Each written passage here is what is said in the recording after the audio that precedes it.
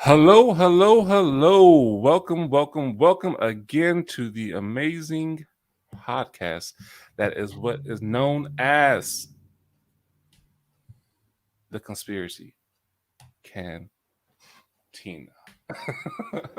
What's going on, guys? What's going on? So welcome again. Thank you for joining us on episode 13. We're trekking along for this bi-weekly podcast. So I see we got some people in the chat already. That's amazing. And then we have some an amazing, cool, actually, real good. I would say current at the times episode this time. Twice in a row, right? So I'm Jedi Master Depaul, and if you don't know me, you can find me on TikTok and here. I'm here with my dyad, my brother from another mother, xcoregamerskillz. We're here doing this bi-weekly podcast, and we have some amazing guests too that you, if you're familiar with the TikTok Star Wars community, you will know these guests. So this episode, what we'll be talking about is something that is coming up pretty soon. A lot of people was disappointed that we didn't get more of it this past couple of weeks at Disney Plus Day, but we're going to talk about it and get into it. The Kenobi Show. That's what we're talking about today. The Kenobi. I'm not doing that voice or Darth Maul because that hurts my voice. So, yes. By the way, if you have not, please like and subscribe on your way in and out to the channel. Share this as well. And we really do appreciate that. So, with that, we're going to pull everybody in to our special guest that we are honored and privileged to have because we know that we appreciate them taking the time out of their day, as well as you as guests in the chat to spend time with us at the Cantina. So with that, we're gonna go ahead and pull our amazing special guest in. We're gonna start with boom, boom, boom, boom. We have a full panel. Hello. Hi.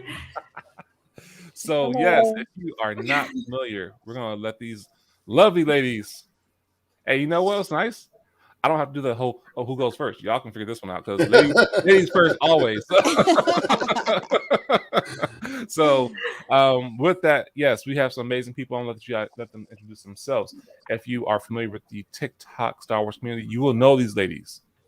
They are amazing Star Wars, the women of Star Wars on TikTok. That's what we call them.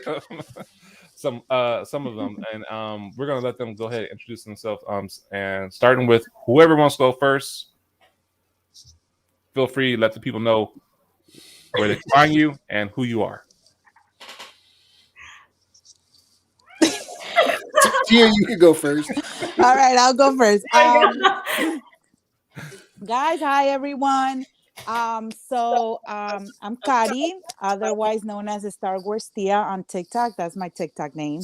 On Instagram, you can find me as Kari Skywalker, Kari Skywalker, all together. And yeah, I'm so glad to be on here again. I'm honored and I'm excited for this. Definitely, this is one of my favorite topics because it has to do with my boy right here. So I'm excited, you guys. I'm excited. So yes, thank you for being here with us as well, and can't wait. It's gonna be a fun conversation. Oh yeah. Thank you. Next, you can go ahead, JJ. Oh, my name is JJ. You can find me on TikTok, Cat Lady JJ. My Instagram account, I don't post content on, so there's really no point in advertising it. I've been making content for about a year now. I post mostly about Star Wars, Marvel, other nerd stuff, a couple of quick bits here and there that kind of deviate from nerd fandom. So I'm really excited to be here, talk about Kenobi. I'm wearing the shirt of his favorite fan. So I had a hard time picking which one should I wear, Kenobi or his fan. So I'm excited. Thank you guys for having me. This is really cool. Thank you for being on. And I have the best mug ever. Oh, you got the right here. Pork. Look at you. Yup. Nice. Well, thank you for being on. Thank you for being a guest and taking the time out. And last but not least, the amazing resident teacher of here. Yeah, I'm Julia at JuliaChristine77 on TikTok. I have my AirPods in, so my quality might not be great. If it gets really bad, just let me know and I can try to switch something up. But I like how we've got a Kenobi shirt, a Maul shirt, and I've got my Satine sweatshirt on. So I feel like we all came prepared dress code wise. We didn't we didn't actually message to be like, are you going to wear and like make sure we're covering our bases here. But I'm glad that worked out. But yeah, Julia Christine77 on TikTok, Star Wars content, resident Quirky Kenobi CEO on TikTok, probably, if you know me for something that or like weird Wikipedia pages. But I'm also one half of Star Wars English class, which we're on a bit of a hiatus right now because it's the end of the semester and Fern and I are both teachers and it's pretty crazy. But we have maybe 1 or 2 episodes left this year in terms of like then a season finale or something. But Star Wars English class, if you like in-depth like analysis of topics in Star Wars, we have about, I don't know how many episodes we have, like 10 or 11 backlog that you can listen to. They're quite long, so that's apparently a good thing. But yeah, so Star Wars English Class podcast and TikTok. I can't give a short answer. It's a problem I have. My students know this about me. But yeah, I'm very excited to be here. I was going to be on the Return of the Jedi episode, and then I got sick, so I'm happy to have been asked back, and I'm excited to talk about our special boy. Awesome. Thank you. It's good to have you here, Julia. Yeah, and last but not least, me. In case you guys don't know, most of you probably already follow me. I am xcoregamerskillz everywhere. I am on TikTok mainly. I do streams whenever I have the time and motivation on Twitch. And if you follow my YouTube channel, I have 3 videos on it. So they are mostly VODs from Twitch, but Twitch deletes them, so I put them on YouTube for posterity. And I have a lot of stuff planned in the future, but we'll get into that. We'll get into that when it comes. But thank you guys all for being here. And with that out of the way, let's get on to our first topic. Are we expecting an actual trailer for this anytime soon? I don't think so. I don't think so. I don't think so. Not until next year. Definitely not. For sure.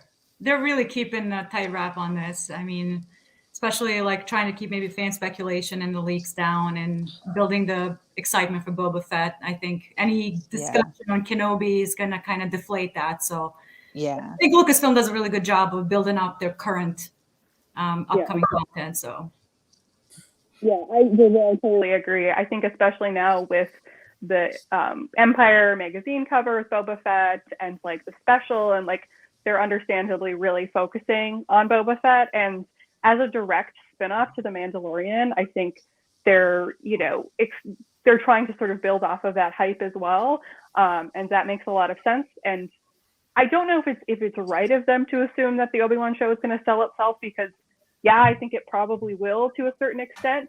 I know a lot of people were upset about the lack of advertising in general that Disney has been doing, and many people have been mentioning, well, like they should be more proactive. And I don't know anything about marketing, but I agree that like I actually appreciate that they're letting the Boba Fett show sort of take the limelight. It's a show led by 2 over 40 people of color, so like it's very important that like it gets the attention that it deserves, and we're getting this cool backstory. I mean, obviously I'm very excited for the Kenobi show, but I would say maybe midway through Boba Fett or after it's done in January would be when I would expect it. Makes sense time-wise. I was gonna say, yeah, it makes sense. And Luke's been saying this for a while, that we're probably gonna get something during the Super Bowl, and that makes sense. That makes sense with the Luke knows my heart. I'm sorry. He went straight for the heart for this. I'm a Chiefs fan. But I bet you it won't be even much. It would be just like Obi-Wan's feet walking on the desert, and then that's all we get. It'll be like a 30-second teaser. Yeah, like okay. But then I think we'll get an actual real trailer after that. But and that would make sense. And I know some people are speculating with a premiere in late March for a finale on May 4th, or maybe a May 4th premiere. So that would make sense with how they're spacing things out. Mm-hmm. I'd like some information on it myself, but yeah, I think we're on the same page with that one. Yeah, because Yeah. after Boba's in December, then Mhm. is Mando before or after Kenobi? Um, now. So it's probably they just are filming Mando season 3 now, I believe. So Oh. people are speculating it will be next like December. holiday season. Okay. Yeah, because we've still got this year Kenobi and Bad Batch season 2, and so it seems like Kenobi, then Andor, then Bad Batch season 2, and then maybe Mando season 3, which is crazy to consider the amount of stuff. Like, I am old enough to remember when it was like, and then there's no more Star Wars anymore. Yeah. You know what I mean? Like, oh my so God, it's pretty wild to be like, in 2005, I was just convinced there was never going to be any more Star Wars. So like, this is thrilling. Yeah. Yeah. It's gonna be definitely a full year next year, because I mean, I'm guessing there's gonna be more Marvel shows also coming out at the same time. Sure. So it's gonna be one thing after the other. Like, Oh yeah. it's gonna be crazy. Yeah. We've got so we got the Marvels show. We've got She-Hulk. Yep. We got so much Moon stuff Knight. coming from Marvel. We got Yeah, a Moon lot of Knight stuff. is Yeah, amazing. that's a big one. Yeah. And there's now rumors floating around that they've actually managed to convince Oscar Isaac to do something. I told you. Like, look. So I'll tell you this. Yeah, there's gonna be a lot. Vincent. Being the resident Oscar Isaac simp But here. Oscar Isaac has to have time, because now he's done Dune, and they're talking about doing another one of those. Mm-hmm. He's Yeah. going to be at Moon Knight, which is going to be at least 3 seasons. He's being Solid Snake, which is in pre-production right now. Oh, you're Wow. right. I Yeah. can't wait for that. That's so exciting. So Oscar Isaac is really, really busy, which is awesome, but it's also bad for him doing any Star Wars. Yeah. I mean, Not necessarily. I'll tell you this: the fact that he's busy, that's good. That means that they can actually align the schedules all together, and he's going to acting mode to acting mode and acting mode. And he stayed like the Rock used to do that a lot. That he was like do spurts, and then Kevin Hart used to do the same thing, do spurts, and then go take a hiatus. So that's good. That's a good thing. But yeah, speaking of Mando, just not to derail, I actually got a text from my buddy. He's an actor. He does a lot of stand-in acting. He just texted me yesterday saying, "Hey, just want to let you know that I just got done wrapping up a scene for Mando." I was like, "Shut the hell up!" That's awesome. That is so cool. I was like, "Oh." It's like, sir. That's actually awesome. That's so cool. My goodness. Anyway, go ahead. and then you never heard from your friend again. Right. And then found out, and they were like, "Mm-mm." I mean, and Pedro Pascal, he's busy with The Last of Us and Mandalorian. They're keeping them busy. I hope they don't burn out. That's my hope for these actors. I do want to give a shout out to the chat. You guys are out there, not like just killing it. Like, oh, my all the God. familiar faces. In names. Nice. Awesome. Let's do a quick little rundown. Grim Skull Gaming, what's up? Appreciate the time. Z, matter of fact, I'm glad you're healing from the. I know you got your booster, so get drink up, hydrate, hydrate. The headache is going to really knock you back. Robert Kenobi, what's going on? Padawan Podcast. Hello. There he is. hello. Who else we got? Yes, we do have a wonderful panel tonight. I'm super excited. I'm like honored.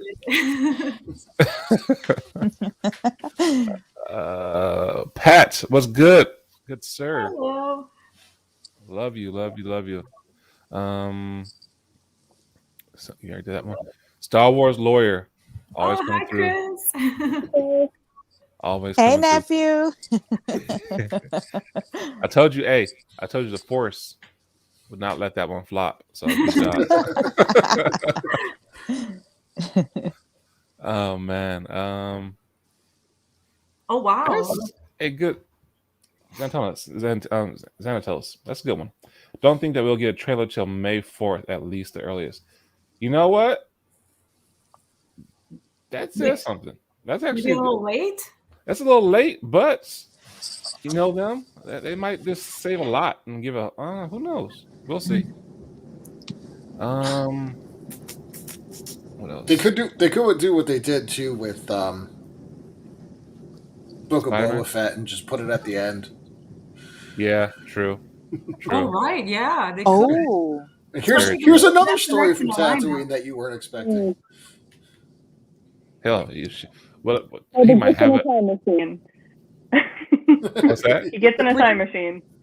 He goes back. He's like, one time I was at my dad's apartment and this guy showed up and he had a mullet and I just have never forgotten it. And then that's the connection between Boba Fett and the Kenobi Show, is Boba reminiscing about this Jedi and his mullet and like the weird sexual tension between him and his dad. And like, it was just very strange and the moment has never left his mind.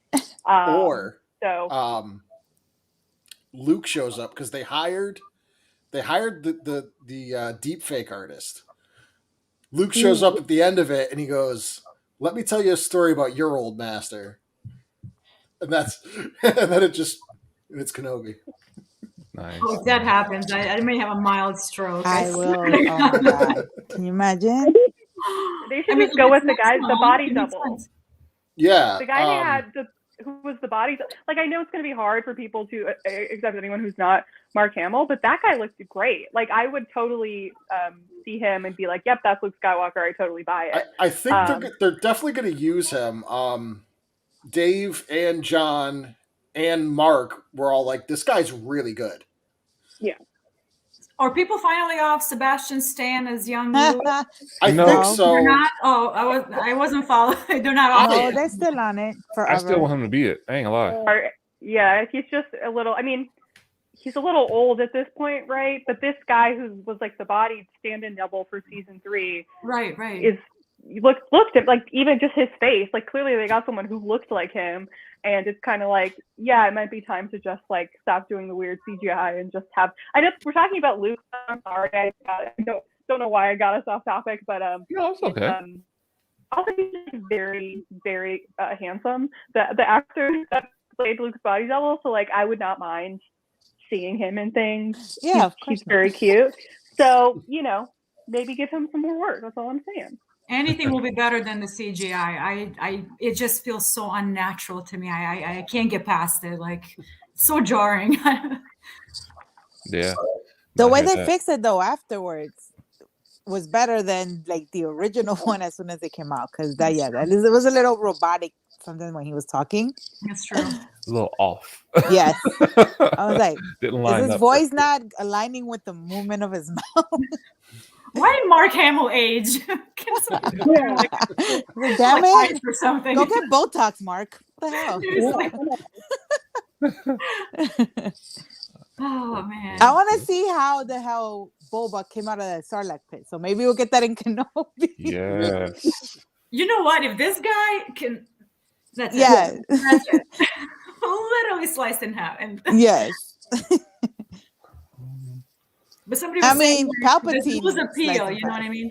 What'd you say? I'm sorry. That's a Palpatine was sliced in half, and he came back. So we right. Resurrection. My feelings strong.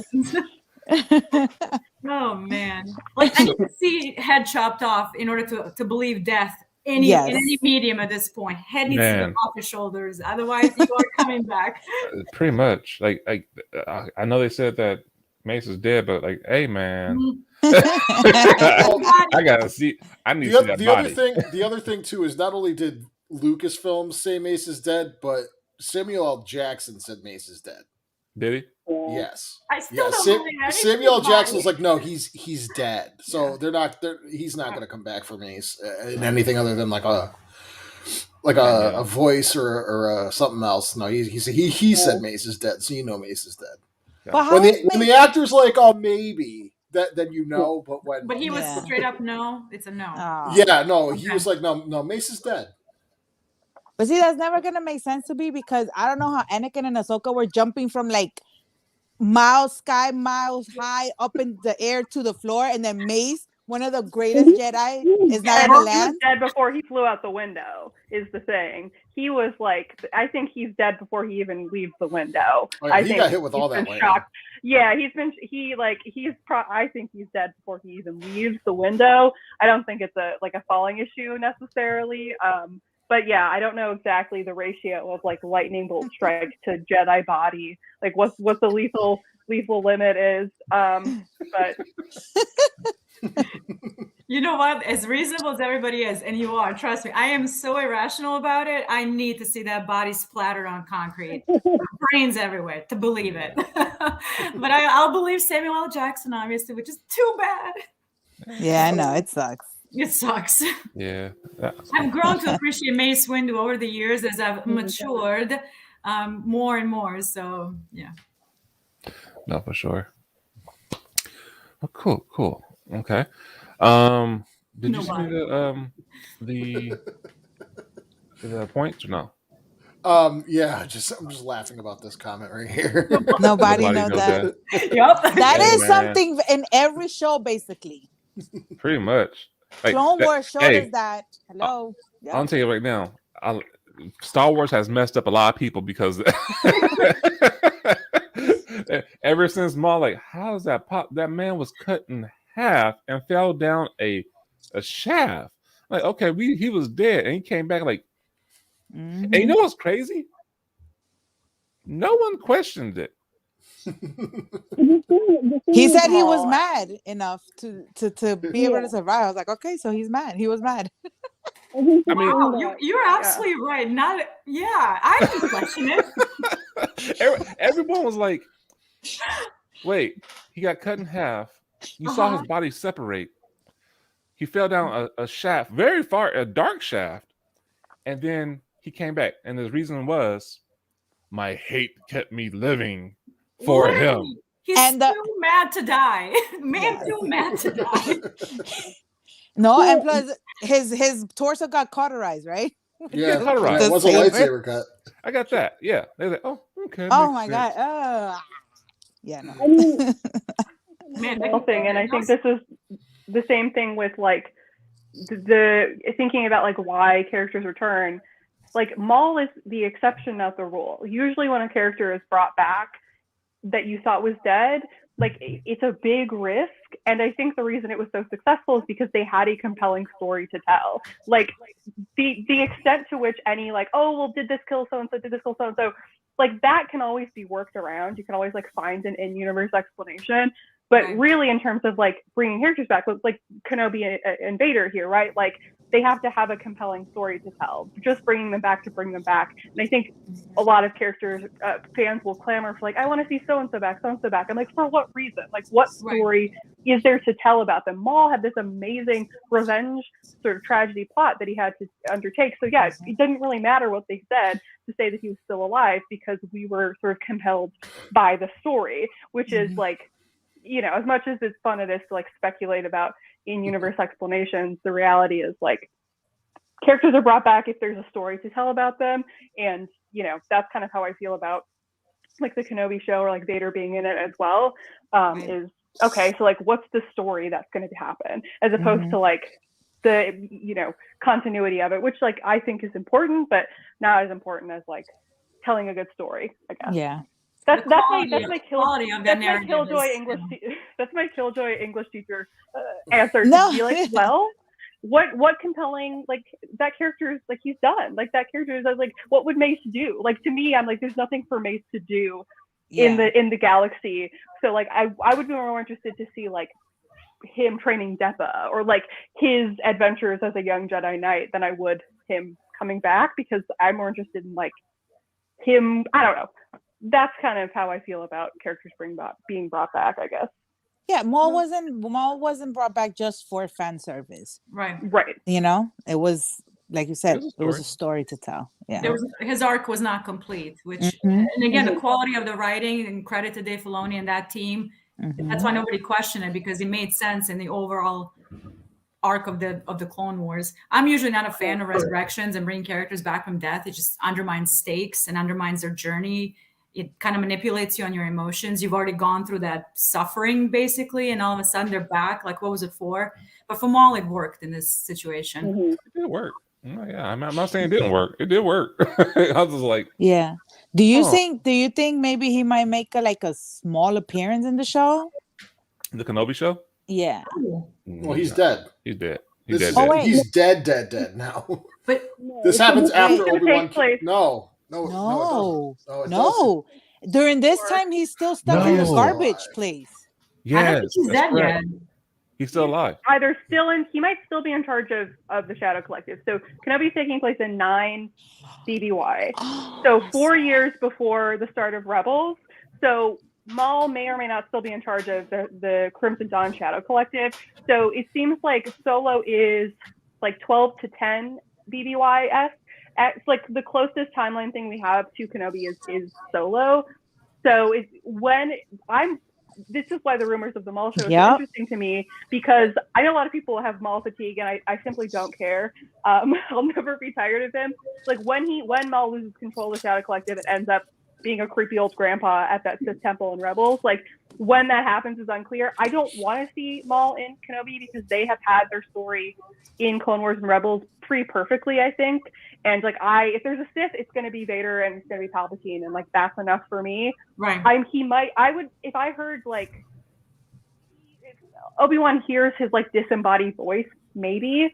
But I was on Mandalorian's show, not this Wednesday, but last Wednesday, and I can't remember who, someone mentioned like Kenobi lives in Maul's head. Maul doesn't live in Kenobi's head. Like he has like processed to a certain degree that part of his life, and is now dealing with like the new Sith that, you know, is sort of causing him emotional distress, right? Which is I guess his acceptance of Anakin as Vader. So that's kind of where I love Maul, but he's either really busy right now running a crime empire or actively losing control of a crime empire. So like it seems like he's got his own thing going on right now. Well, I don't think Maul even knew that Kenobi was still alive, technically, because of Rebels. That's how he found out about Kenobi. He's like, oh, he's still alive. Right. I gotta go find him. Yeah. What is it? 10 years now, the Kenobi show post Revenge of the Sith? Mm-hmm. Right? Yes. Yeah. And he was already an old man when the duel where Maul actually died finally. So, Yeah. so this is to Ghostface Kai. We had him on a podcast a while ago about this, and I brought this up, and everybody said, "No, Kenobi's dead." It's possible. I mean, not Kenobi. Maul's dead in the Kenobi show. It's still possible, but we don't want him to show up. But it's possible he could. No, yeah, he could show up. It's like Julia said, is like what is there for him to do? Nothing. Nothing at all. Right. No. Like, Yeah, no, definitely not like part of a big story. Just like maybe a mention, type of thing. Mhm. Yeah. I think honestly, if we get any allusions to Maul the next show, because it looks like we could get Kira in Boba Fett, so they might do something with Kira's own show. I mean, there's so many shows they can do at this point. I think if you get Maul, it'll be in the Boba Fett. Yeah. That would Honestly. make more sense, yeah. Being the But- whole crime syndicate type of theme of that. Mhm. So for sure, yeah. I Yeah. can see that. Wait, no, but isn't Maul dead in Yeah, Boba Maul's Fett? dead at that point. I think we could see Yeah. That's a what we're talking flashback about. or Okay, something. yeah. Oh, right, timeline. You're right. Damn it. This timeline is crazy, man. It is. Like I need a chart. Yeah. Julia, don't you have a chart? I thought you created a chart. You have a chart? I mean, I do have a timeline that I use. I have it pretty well in my head. But like the way to think about, so the Boba Fett and Kenobi take place about 18 years apart is what you need to know. Okay. So like Kenobi is 9 BBY, and now Mandalorian season 3 or Boba Fett is like 9 or 10 ABY. So they're almost 20 years apart. And like that's really actually think now they're using like before Star Wars 4 and after Star Wars 4. It's still the same year. It's still 0 when the Death Star blows up. It's like where it starts over, where you stop counting down and start counting up again. But it is super confusing because like, yeah, it's. I only like memorized it because I have a reading list with all the dates on it, and I like to know when things happen. But like, it is not intuitive at all to keep track of. I've taken college courses that weren't this complicated. Exactly. I mean, who's alive during this time that we've seen already, Kite? Omega should be alive around that time, right? We hope. Are we talking, Well, are we yeah. talking about the Kenobi Show? Happened to her. So in the No, Kenobi wait. Show, basically everyone's alive. Except for anybody who died In the Bad Batch. in Clone Wars. Yeah. So, So- this is the next thing we have, because it's We basically Right. get so a we had Kanan. Clone Wars, we had Clone Wars and Revenge of the Sith. Essentially, like the end of those take place at the same time, Yep. and then the next thing we have after that is Fallen Order, All right. Yeah. Yeah. and Oh, this you're is right. this is like 4.5, 5 years after Fallen Order. Okay. So everyone's alive except for Trilla, because everyone was thinking that was going to be the Her, Inquisitor, because it looks just like her, the artwork. But Yeah. she's Flip art. They're like Inquisitor. Put an Inquisitor there, and they just like cut. yeah. and copied it It over. looks almost exactly like her, but it's the not same her. helmet, if I remember that image Yeah. correctly. Yeah. Very So- misleading. So it's probably a human, because most of the like, if you look at the Inquisitor helmets, they all have the same design. It's just like some of them, depending on like the skull and the face shape, that's Mhm. what's different. Yeah. So I don't know. I haven't. Why Droid is it like female. she definitely looked female, right? yeah, but on the concept Female, art, but it I looks don't like a know. female, but Yeah. So- it's just insert Inquisitor, and that was like probably the art they had. You know who because- looks like an Inquisitor? The girl, the lady from that she was in Game of Thrones. I forget her name. Oh yeah, I know what you're talking about. Yes. Yeah, she played one of the from Dorne. There are set photos of some of the actors, and I won't say some of them are in costumes that do reveal like their role. But Oh, if you yeah, yeah, want to yeah. know, Indira Varma's role is like fairly obvious in terms of like the costume she's wearing. She's the only like major actor we've seen in costume on set. Like the other ones, we haven't gotten any like images, but yeah. So are you guys No, more I excited yeah, for? you're right. I saw that picture. Yeah. Yeah.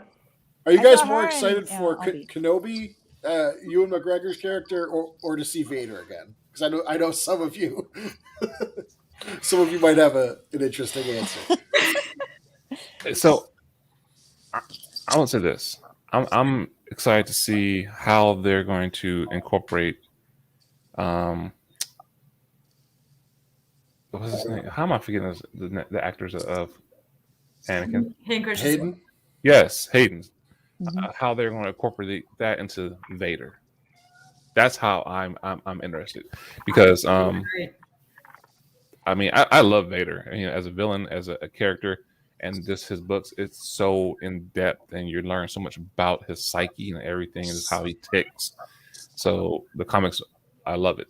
So just to see Vader and how he's going to react to seeing Kenobi for the first time, because he was a little bit too nonchalant when on a New Hope. Like, wait, I haven't felt this since. Yeah. Yeah. Let me go walk over here. Hold on. This mother. No, he's not on my ship. And you get So- a lot. There's so much Kenobi. It's all contextualized. You don't get a whole lot of Vader in context in live action. So no. Yeah. I think this might be a backdoor pilot to a Vader show. They like doing that. yeah, We've had This is we've had a lot, because I mean, there's so many stories in the comics that they could adapt, and Vader's got 20 years essentially of doing stuff. So yeah, so I'll give my answer in terms of like who I'm most excited for. The reality of the situation is like I will be disappointed if this is not an Obi-Wan Kenobi show. yeah. That's what I want, and I think like I understand, especially Hayden Christensen coming back, like that's really exciting. Yeah. But I do have to say, as like a Obi-Wan is not just my favorite Star Wars character; he is my favorite character. Period. And people act like we have all this stuff about him. And the reality is he's always he's the secondary, he's the support, he's the side character. He's had some great arcs and some great moments, but he's never been the protagonist. And as a character, his characterization is caring for the Skywalkers, looking after them, being the support, being the Jedi that was needed. He has spent his life caring for others and like being a Jedi, even at the detriment of his own like happiness. And I want to see him wrestle with that. And I think if it becomes a show about Vader, it's a missed opportunity because there's a depth of sort of story there that I think people assume because Obi-Wan is so popular that they've actually explored that. Like psychologically, how much have we gotten inside his head other than the Master and Apprentice books, really? Like even in Clone Wars, you see some of his arcs, but really it's just the Mandalore arc that's about him, to be completely honest. None of the other arcs in Clone Wars are as about him as that one, and that one is also tied into this like massive Mandalorian sort of story. So I think there's this assumption that we don't need to anything more about Obi-Wan, but like there's a lot to explore there about him recognizing the sort of tragedy of his life and choosing to be a Jedi anyway, which is this like incredible sort of feat of choosing the light. So yeah, I'm very excited for Obi-Wan. I understand it's probably going to be an ensemble based on the size of the cast, and that's great. But I would like him to be the protagonist. Like that seems like the least I could ask is for him to be the person sort of leading the story, leading sort of the charge of things, and having to make difficult decisions is like being the main character, so to speak, right? That's what I'm looking for.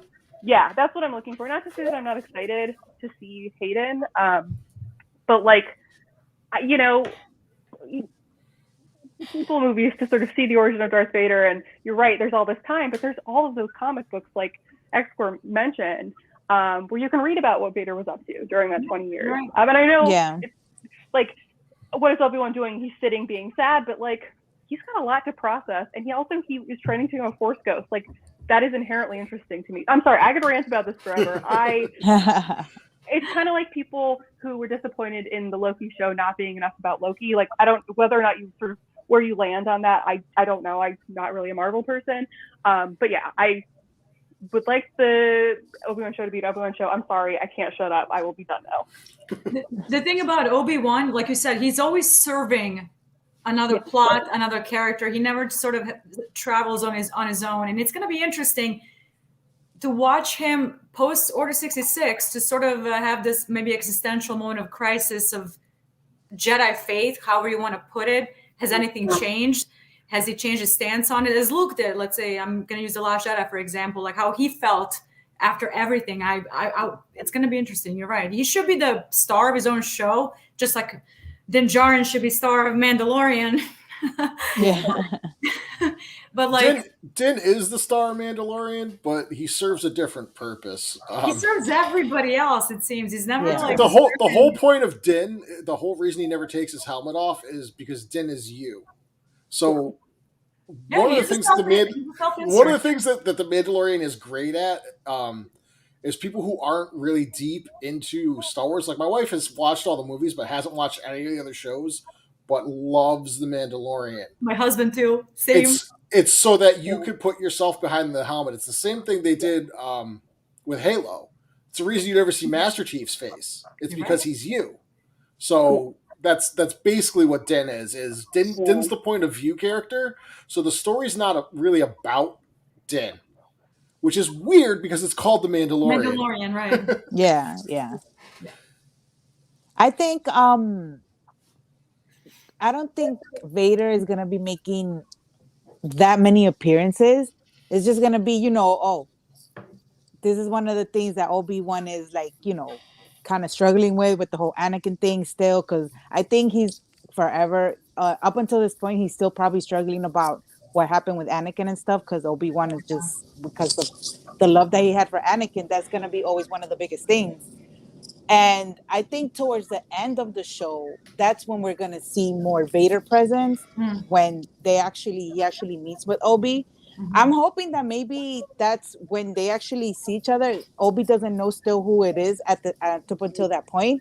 Yeah, and I'm hoping the same thing. And then they start talking, like kind of how Ahsoka and Vader did in Rebels.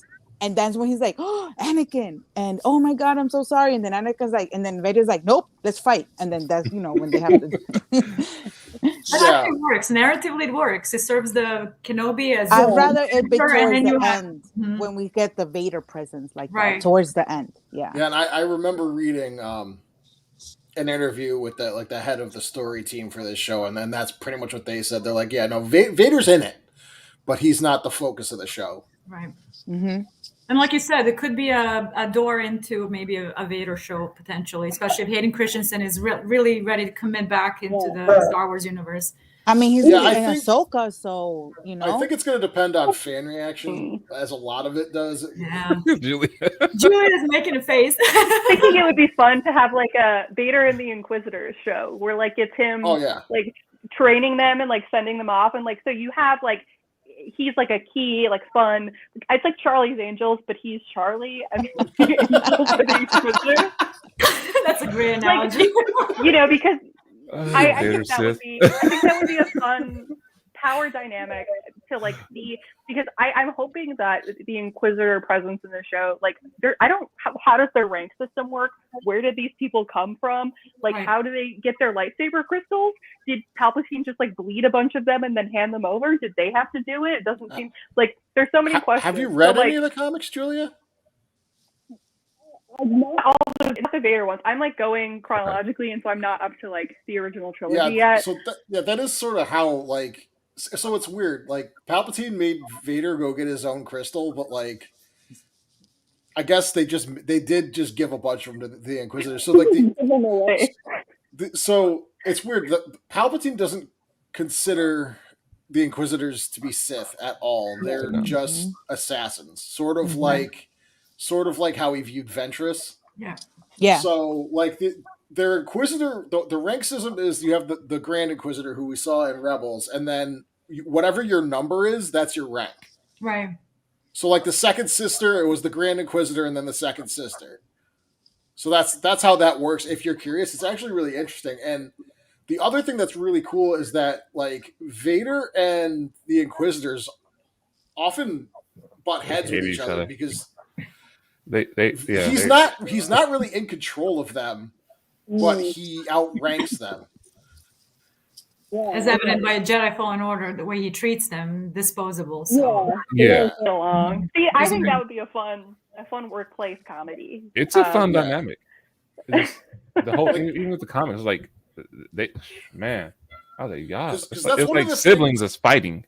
That's one of the things that Palpatine was really good at, is he makes everybody under him fight each other so that they can't fight him. Mm-hmm. Yeah, master manipulator. For sure. Always he was like with Vader, he was always putting everybody to fight, to go against Vader and saying that these people are better than you and they're probably going to replace you, Super manipulator. Dude.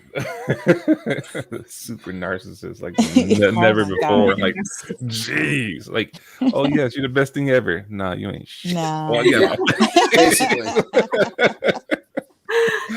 Let me groom you to be perfect. Oh, I'm watching you, the pervert ass old man. Get away from me. But now you like you don't nothing to do me once you get me. That's So what do you guys think is gonna be like, other than him dealing like his inner turmoils, and what we're gonna see what his feelings and emotions and stuff, like what is gonna be his main objective in the show? Like what is it that he's gonna be doing? I think it's gonna have like some stuff that shows a young kid, baby Luke Skywalker. Mm-hmm. It's gonna show him hovering, like watching him from afar every once in a while. Making sure Luke stays out of trouble, and it's gonna be like he's gonna be that like Courage the cowardly dog. It's gonna kind of have that dynamic with Luke going into the with Uncle Owen, and he's watching Luke from afar, and like Luke ends up doing shit, not knowing that he has a guardian angel or a guardian, somebody's protecting them. Even the whole Vader thing is going to come like that. Like, Vader's happened to come to Tatooine or something like that. On night looking for Luke, I didn't know about Luke. Just happened like, oh no, I gotta keep this motherfucker away. He's going to run an intervention. So That could be one thing. Because there's a lot, from the character list that we got already, there's a lot of characters. So I'm just wondering how he's going to interact with, like, what's going to be the dynamic or the relationship between, Obi and all of them. I'm kind of curious, when does actually Luke meet Obi-Wan? Because he refers to him as Ben, old hermit. Yes. So there's a meeting somewhere that's casual somewhere. So, but Luke won't remember that.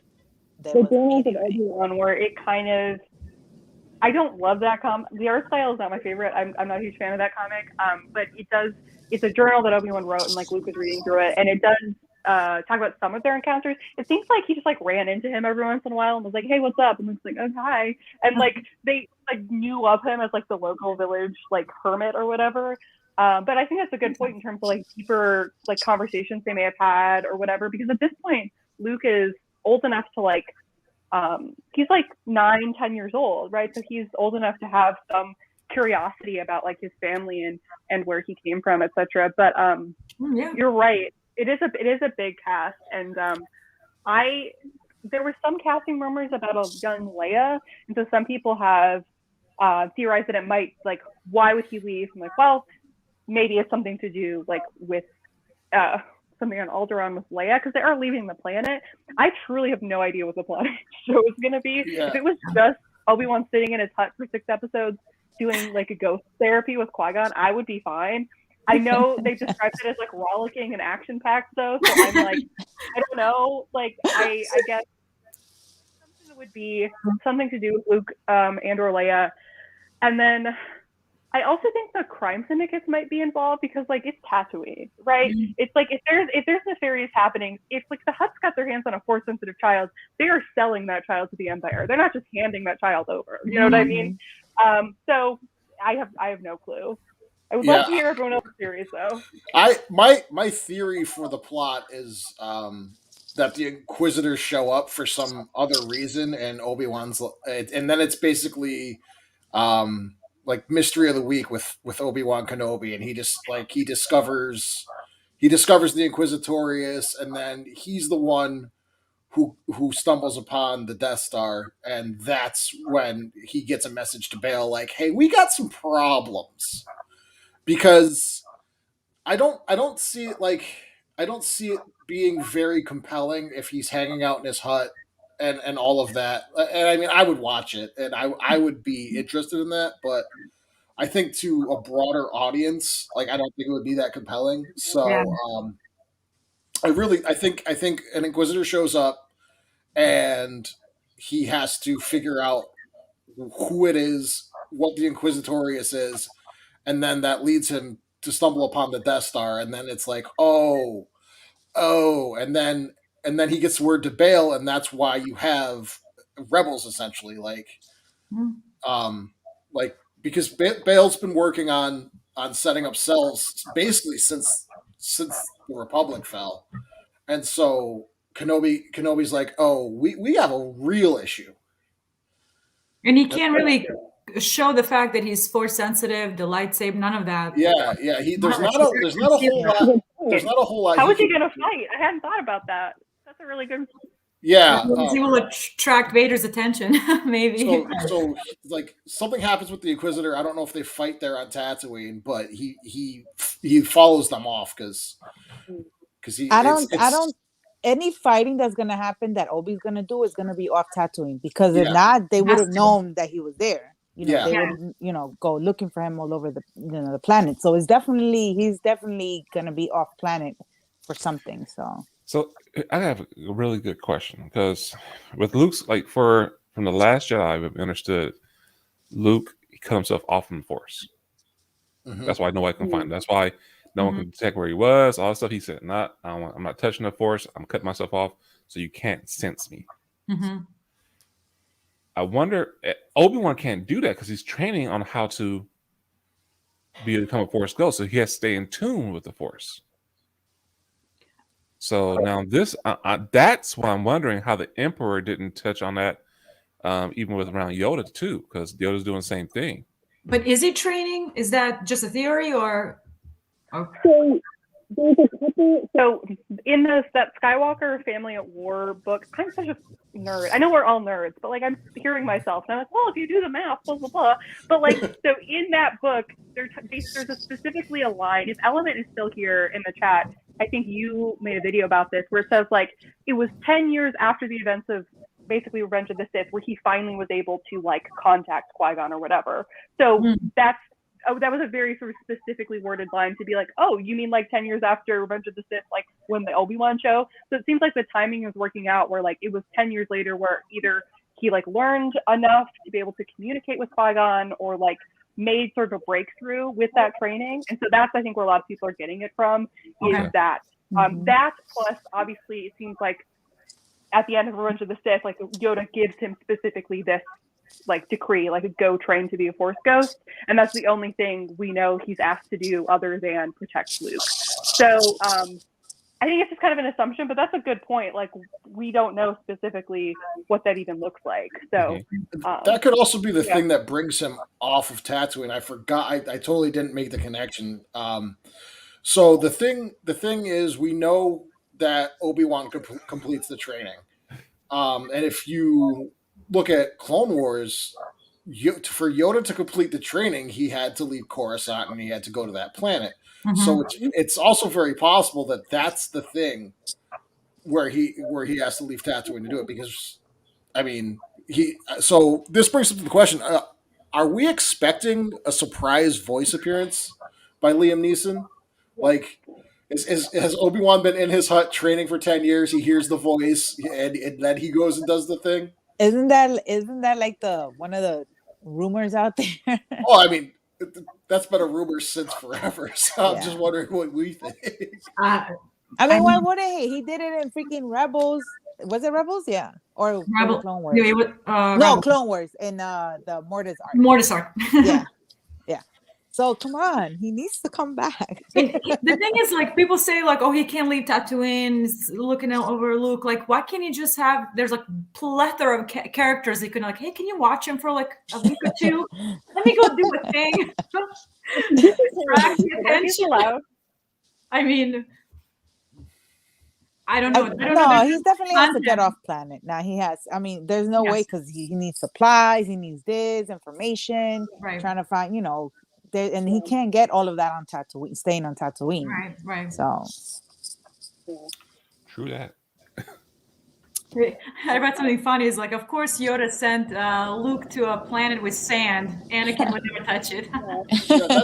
I think that's exactly the reason why they sent him there. Because yeah, it makes sense. Like Vader, well, first of all, we're like, so everyone's like, oh, well, he knows Vader's not dead. It's like, no, I have to imagine that they assumed Vader was dead. Obi-Wan left him at the edge of a rising lava pool, and he was burning when he walked away. So it's like, yeah, he was pretty sure that he was dead. He just wasn't, like, he didn't have it in him to finish him off. Yeah. So it's like, I mean, that's why I think it's like, everyone's like, no, he knew he was alive. Like, no, he probably thought he was going to die. Yeah, it's one of those. Go ahead. Oh, you don't think he would have sensed him as he was turning finally to Vader form when Padme was dying?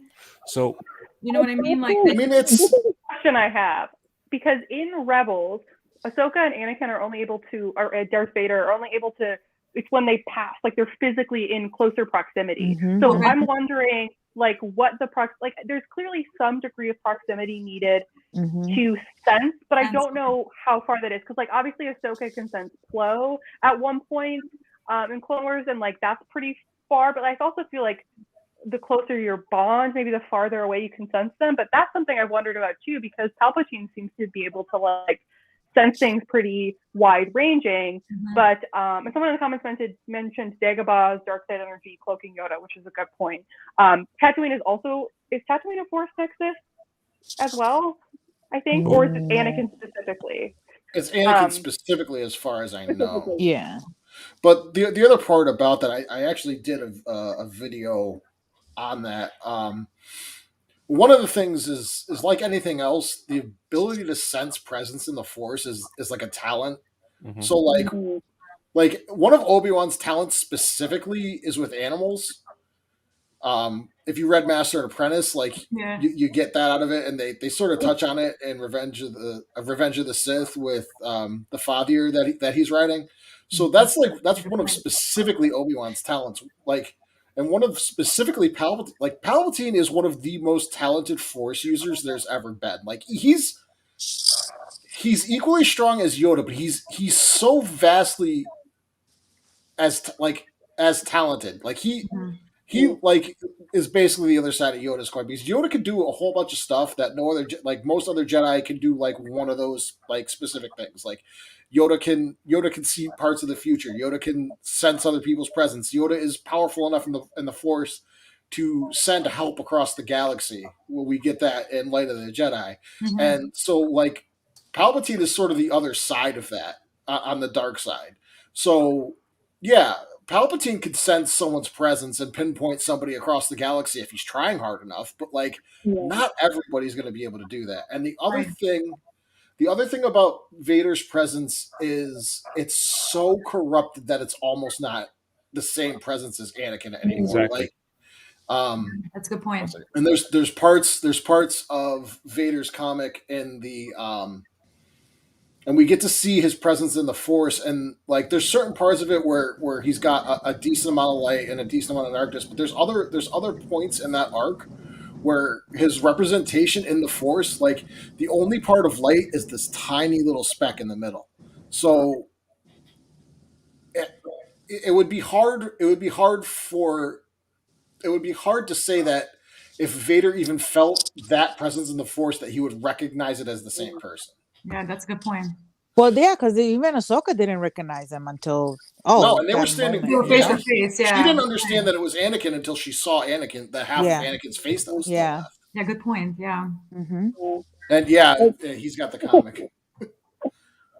Oh yeah.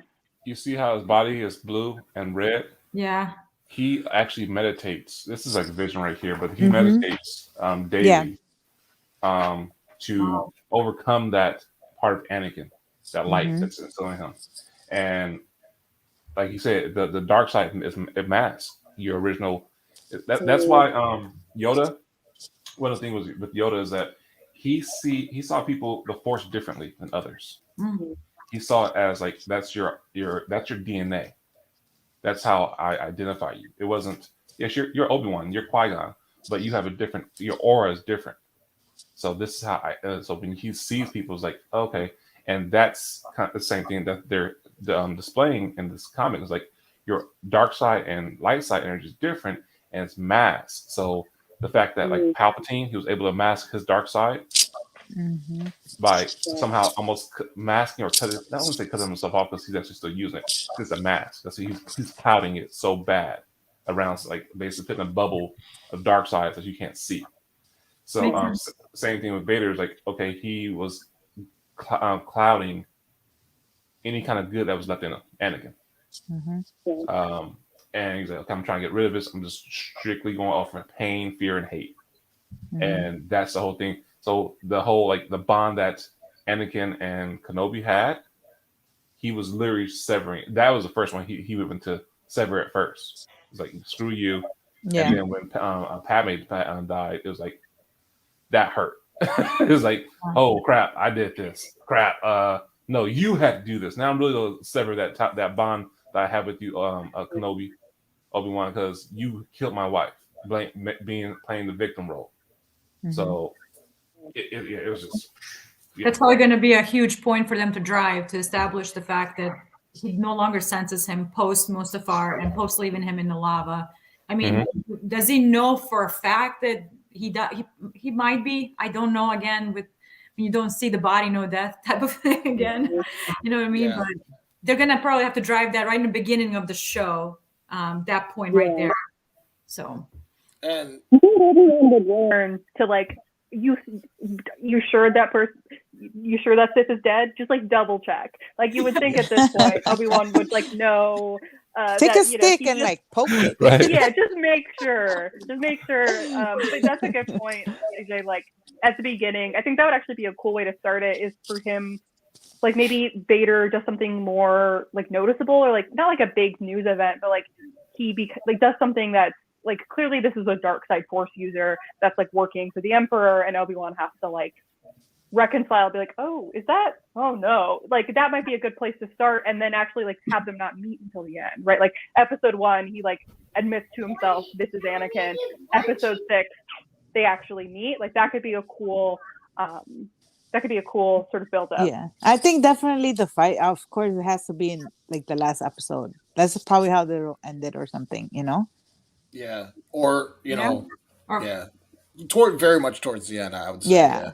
Yeah, because of course we can't have it in the middle when we have to first establish a whole storyline, you know, with all these other characters and stuff.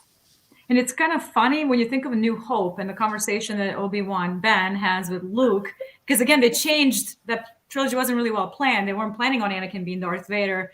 So it kind of puts things in a bit of a perspective. He's like, yeah, he knew at that point that Anakin and Vader were two separate people in that movie. And then later on, it kind of changed. It kind of, does it make him a liar? That's always been a big question about Obi-Wan. Yeah. And it's going to be interesting. It's going to be interesting to see how they do it, because Pat just brought up that Obi-Wan knows that who Vader is. He knows that name. He saw that in the hologram footage. So, like the thing is that Vader isn't really known to the galaxy at large. Like even Seer. This is why I love this game so much. Aside from the game itself, even Seer at the end of Fallen Order, when Vader shows up, she doesn't even use his name. She just goes, "It's him." It's him, yeah. And she's been out in the galaxy, like actively fighting the Empire, and she doesn't even know that it's Vader. It's him. It's a good point. That's actually a good point. He that happens for a reason, and he kills anyone who figure out he's Anakin. Well, yeah, and he's also not at that point. It's more or less like right around the time of Rogue One and Empire Strikes Back, where he's really starting to really assume direct control over happenings in the Empire because people are dying. Mm-hmm. Like, he's the guy who does the dirty work. He does a lot of his own thing. Like, one of the things that the Emperor is trying to do is to make Vader stronger in his own twisted way. And so Vader is constantly doing his own stuff for himself. So, like, he's not really known to the galaxy at large, and only a select few people in the Empire know who Lord Vader really even is. It's officers and certain battalions, and that's about it. So it's not like the galaxy at large knows that Lord Vader is a thing, and so it's not like Kenobi's going to know. I'm hoping that Kenobi doesn't really know at the start that he's running around. And again, there's a whole lot of mystery surrounding the Sith, even like post-Empire, you know what I mean? Like they still want to keep that mysterious factor around them. That way they can undermine more people as possible. So, yeah, like even the Inquisitors don't have like any of the real like knowledge. I mean, and even Vader, like Palpatine keeps secrets. That's what he does. And, like, so even Vader doesn't have like the knowledge of the Sith alchemy and things like that you would think that he would, because Palpatine is so greedy and secretive with his knowledge. That's true. Palpatine is a virgin's chance. Okay, thank you. I thought I remember reading that, but I also know that Anakin himself was. So I wasn't sure if so that could maybe have some wonkiness with like the Force and how it affects. I was gonna say it could be cool if like Kenobi like sees this Inquisitor, tracks him down, captures them, and then is like, who do you serve? And then the Inquisitor's like, Lord Vader, and then dies. And then Obi-Wan's like, say what now? And like, we have a whole, actually, yeah, that's actually very cool, and I will be upset. I think that would be cool to be like, oh my gosh, like this dark side user is here for some other, child on Tatooine, and then, before they die, they serve Lord Vader, and then Obi-Wan's like, uh-oh, and then that's sort of the start of the plot. Yep. Yeah. And like, I want that moment of discovery. So like, I was gonna ask, absolutely. are there any like particular elements, scenes, or arcs that you feel must be included for this to be a successful or fulfilling series? Like anything in particular that like if it doesn't happen, you'll be disappointed. There's got to be some sort of meeting or a high or a buy or some sort of meeting with Luke and Obi-Wan, even as a child. It has to happen, like at some point. He's already aware of him. He knows who he is by the time we get to New Hope. So a small meeting at a shop or a market, it doesn't matter. Or even talking to his uncle. Obviously, Vader in like half mask, half Hayden Christensen, crisped up based on that concept art. Oh, yeah. Yeah. Oh my God. Goosebumps. That's a good one, Element. Wow. Yes. And that's when he talks to Uncle, what's his name? Oh my God. Owen. Owen and stuff. And, Owen is like, I don't want you around. Leave us alone. You only bring, this is just dangerous for him. And yeah. It's going to be a lot of emotional stuff in this. A lot of emotional, because it's calling back to like one of the darkest eras of Star Wars. So it's going to be a whole lot of emotional arcs happening. But Luke has to make an appearance. Obviously, Vader with half mask or in the tube, wherever he's at, visiting Shmi's grave. Like, yeah. Everything. I got to bring this one up.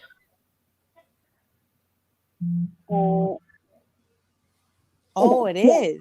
Okay. Yeah. Okay. Yes, I need you to. I need receipts on that one. It's in the Star Wars book. I was just looking at it to look something up. This one? Clan Creed doesn't have a clan symbol. Yes, it's on that page. It's in that page. Look at the page. It's literally right on that page. I never knew Does that. Obi-Wan know that, or did they just randomly pick Tatooine? But you feel free to go first if you have what you want to say. I'm still kind of thinking. I see Actu, Dagobah, Dathomar, Exegol, Force Planet. I never heard unless they renamed it Tatooine. Ilum, Lorath, Malachor, Morban, Mortis, and Mustafar.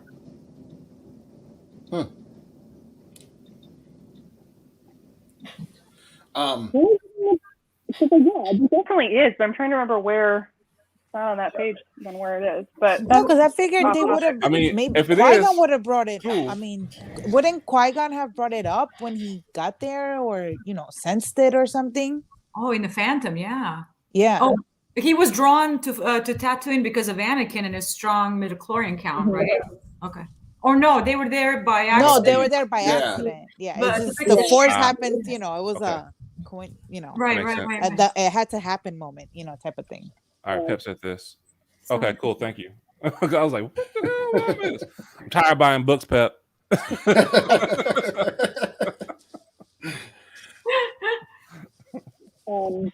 Okay. Oh, there's probably going to be some mystery then built around Tatooine itself, being that we're going to spend a lot of time on that planet, being that so then it probably, if it is, then it probably most definitely has to be brought up then. Oh, absolutely. Yeah, absolutely. Especially if, like, so talking about things I want. I do want to see. So I feel like, okay, so this is the second podcast I've been on to talk about the Kenobi Show, and I don't want to start repeating myself. So if you watched Mandalorian's stream, I'm sorry if I'm repeating myself or saying the same thing. Like, I loved in season 6 of Clone Wars seeing Yoda have to like face his demons literally in order to become a Force ghost. Like seeing Darth Bane, seeing Order 66, like that was super cool. And I think they've proven, and also like a sort of spirit journey. Like I love that. I love Ezra's sort of Force journeys that he has to go through. Like I like, in Last Jedi isn't my favorite, but like Rey facing herself in the cave. Like I love when Force users have to face themselves in the Force, right?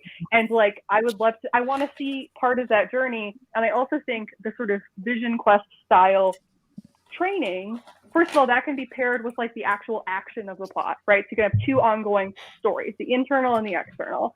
And then internally, inside this sort of, the Force is where we can get Satine's voice, Anna Grave's voice in a voiceover. It's where we can get flashbacks from the Clone Wars. It's where we can get all of these other, right? Without having to bring them in as part of the plot, especially since a lot of these people are dead. Like, that's where you can bring in a lot of those sort of people from his life that are important to him without having it be like the action plot of the show. And so I think that would be a really missed opportunity to not have him face what happened with him and Anakin. Personally, there's a lot of decisions he made in his life. Choosing to be a Jedi and not stay on Mandalore, none of this would have happened, right? Would have been a totally different timeline. That's something I would love to see him be like, oh, maybe I messed up a little bit. Maybe I should have taken the chance to be like a housewife. Maybe that would have been a fun career choice for me.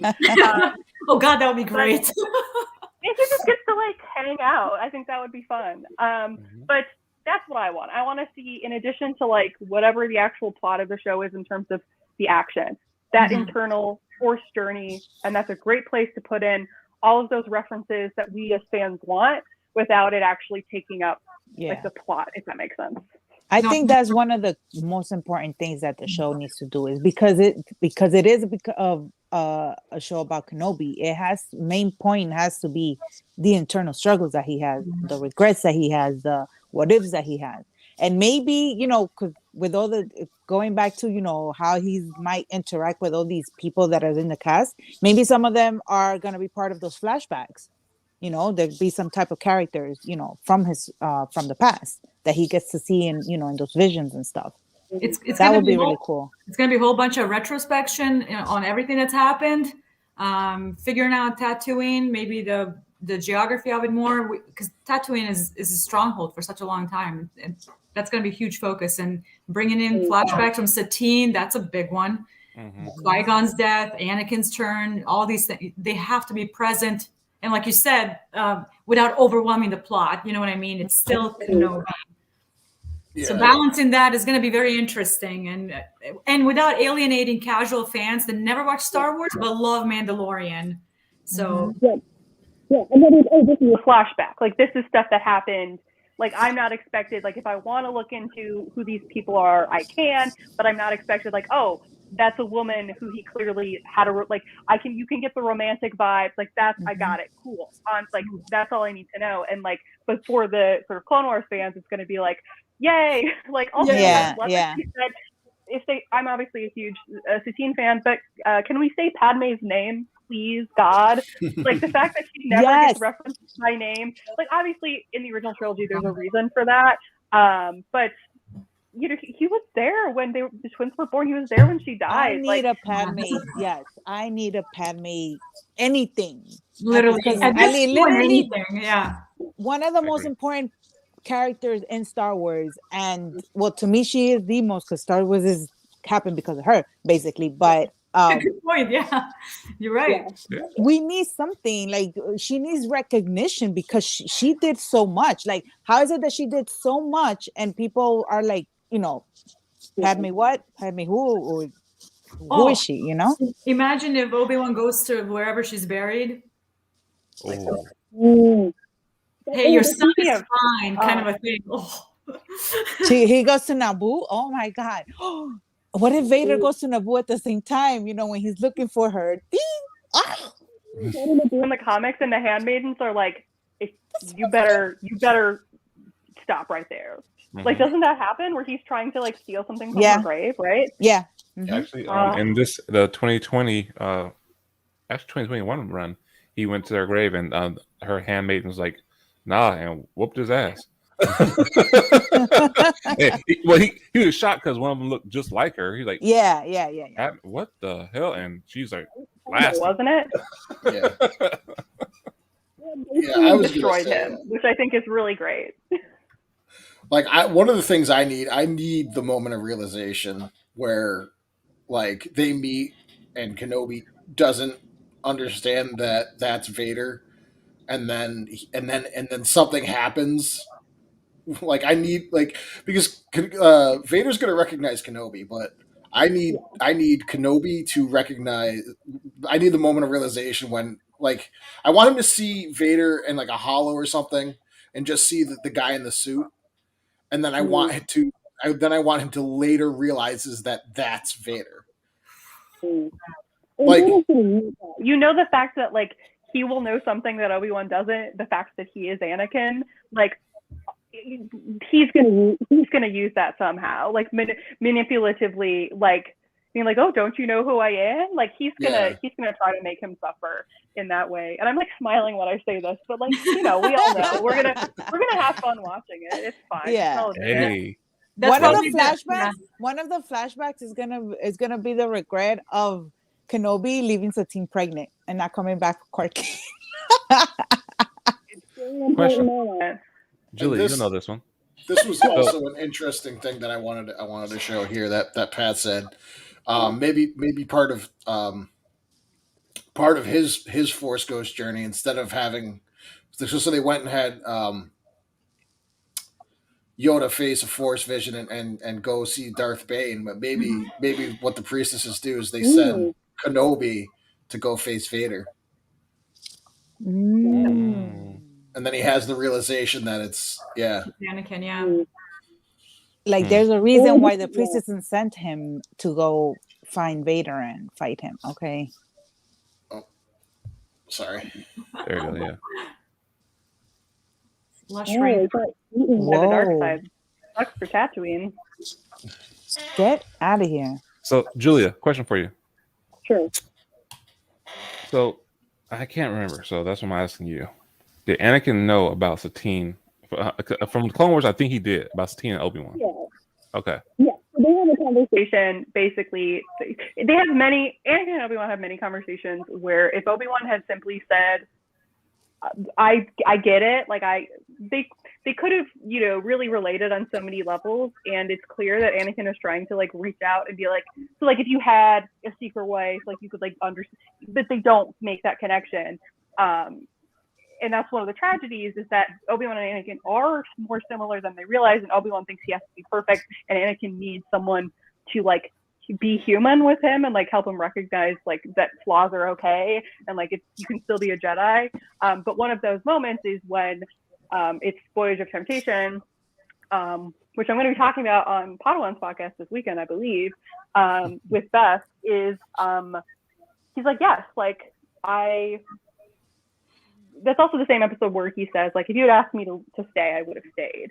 And so Anakin knows about them, and I think he assumes that Obi-Wan was, like, rightfully assumes that Obi-Wan and Satine kind of decided to focus on their careers, basically, but they don't ever really talk about the sort of in-depth, like, Obi-Wan doesn't want to get into it, but Anakin does know about, like, so if there's any reference to Corky, the name Kryze would, like, Anakin would recognize that. Anakin's actually met Corky, he just probably doesn't remember it, which is very funny, because he's met lots of people and, like, he's just some kid. But yeah, the name Kryze would ring a bell for Anakin, certainly. Okay.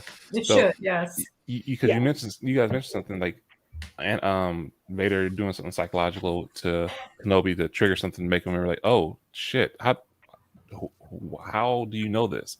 So maybe he can even say something like that, like, you failed your one true love, you failed your you failed your apprentice, you failed your master, and you failed the order. This could be a dark show. Ooh, oh yeah, that could be 100%. 100%. Oh yeah, that can be that's a story. Yeah. Okay. No matter what, everybody's gonna be crying and in their feelings with the show, regardless of what they show. Yeah, this is gonna be one of those real heavy ones. Oh, yeah. So this is a question I mostly wrote for Julia, but it's for everybody. Are we getting Corky in this show? What do you guys think? I don't think we're getting Corky in this show. I don't think we're going to, if anything, we'll see them in either the Ahsoka show or Bad Batch.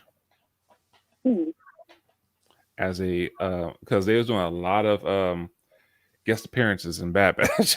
So I think that's they might like, oh, okay, here we go for Bad Batch. But Ahsoka, because of Sabine, everything that whole tie-ins like that, we'll get more of a backstory around Sabine, stuff like that with the Mandalorian, or even in the Mandalorian. No, it won't be in the Mandalorian. That's too far out. Mandalorian is before the Ahsoka show. Yeah, it is. Yeah. Well, I mean, season 3 and Ahsoka might be like concurrent, but yeah. There's no casting. Rundown on what I think about every show after everyone else goes. I will give you my thoughts on where he could show up. Yeah, so like, because that's my thing is like he could show up here, it'd be great. I'm still holding out for Inquisitor Corky. That's I'm not gonna let that die until like this show's over. I want Inquisitor Corky. I want Kenobi to face that as that. Like that would be like the best. That's what like I have this thing that Star Wars is full of like the best worst things. like Luke in The Last Jedi is the best worst Luke Skywalker. Like Anakin being Vader, being Luke's dad is like the best worst thing. Like Inquisitor Corky would be like the best worst thing for both Corky and for Obi-Wan. So that's like my like I want an Inquisitor Corky. I know that they're never going to give me an Inquisitor Corky, but I still want it. I think yeah. Oh, go ahead.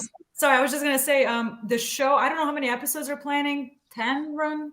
Six.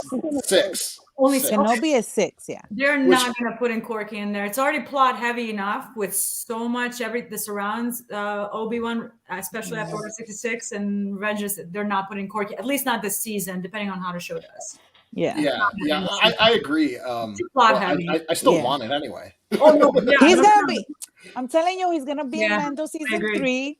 He's gonna be older. You know, Din and Bo are gonna be like, you know, squabbling about who's the rightful ruler of Mandalore, and then Corky's gonna come in like Killmonger, like, "Hey, Auntie, what up?" Yeah, and that's you remember me? Yeah, I'm here to challenge for the throne because you know bloodline and everything.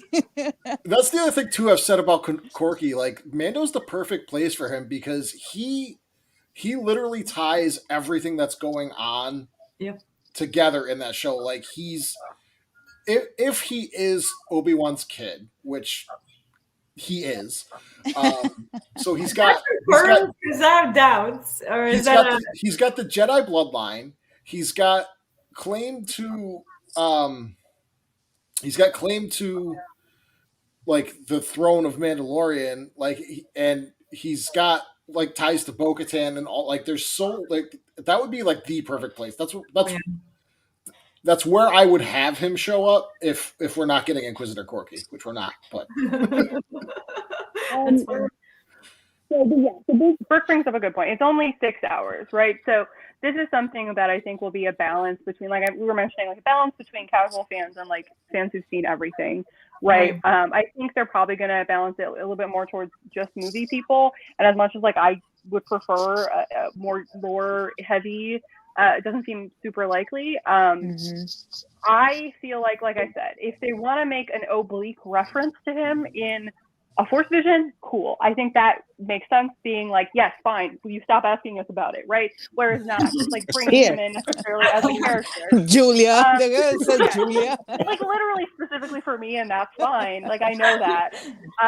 But realistically, right? In terms of as a character, Mandalorian season 3 makes more sense to me, right?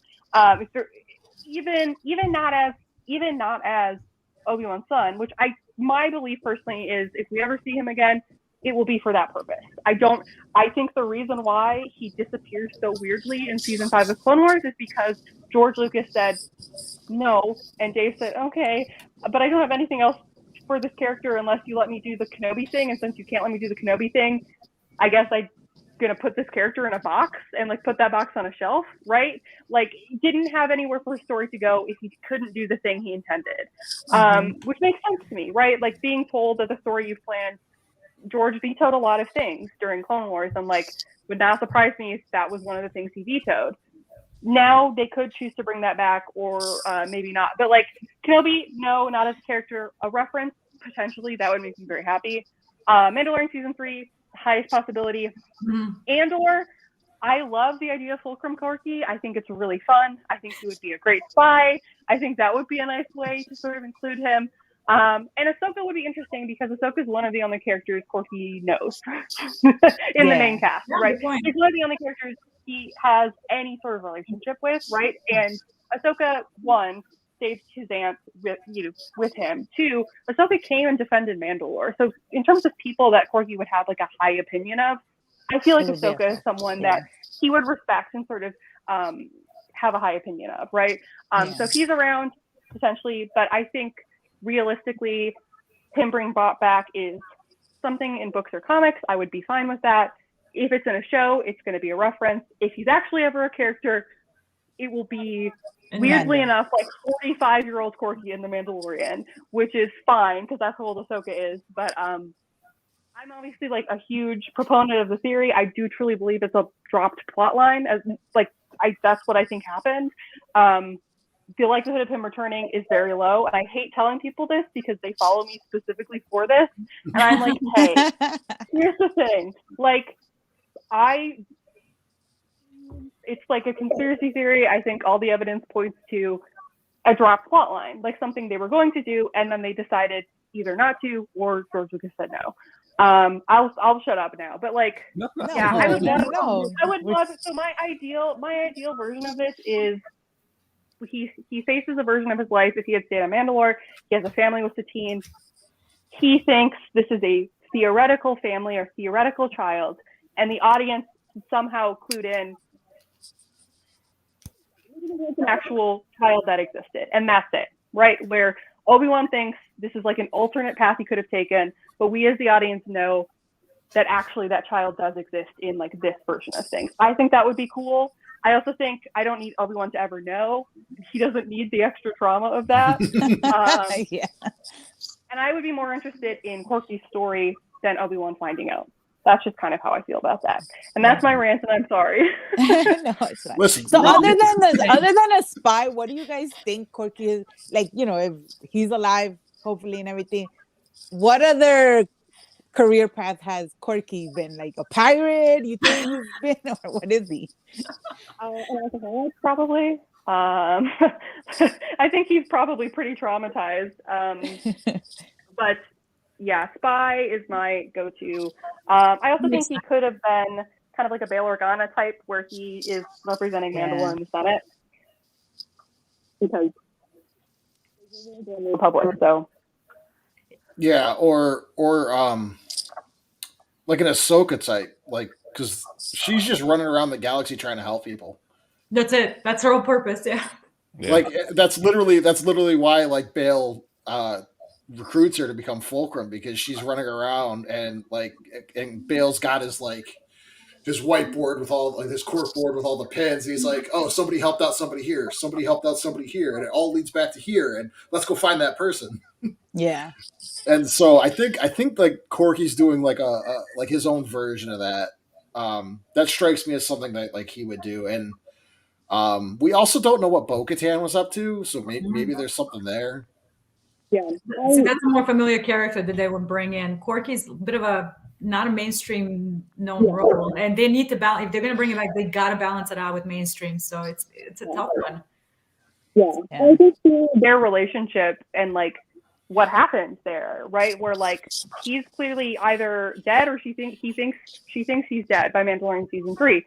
So when did that happen, or is it like a he's dead to me situation? Because Corky could very easily blame her for Satine's death. That would be a very reasonable thing for him to do. To be like, what did you think Pre Vizsla was going to do? Like not kill her? Like what was your plan here if Death Watch took over? Right. I also think it's possible. Oh my gosh, I had something else I thought Corky was going to be doing, and now I can't think of it. I'll see if it comes back to me, but I don't know that it will necessarily. All right. So what are you guys' guesses for characters based on like the cast photos and what we actually know? Because I don't know. I haven't been following all of the rumors. I basically like I'm looking at the cast photos and I'm like, okay, that could be that could be this person or that person. So what do you guys think? Anyone specifically jump out at you that you're not sure? Yeah. I have Ice to pull Cube. the photo so I can reference it. I'm pulling up the cast list here. I'm trying to figure out what Ice Cube is going to be That- doing. Yeah, That's what I was thinking about too. That's- Like, what is Ice Cube's son But gonna? not Ice Cube him. Jr. That gonna was do? odd. O'Shea is in there, but not Ice Cube. Yeah, I knew Shay was in there. Yeah.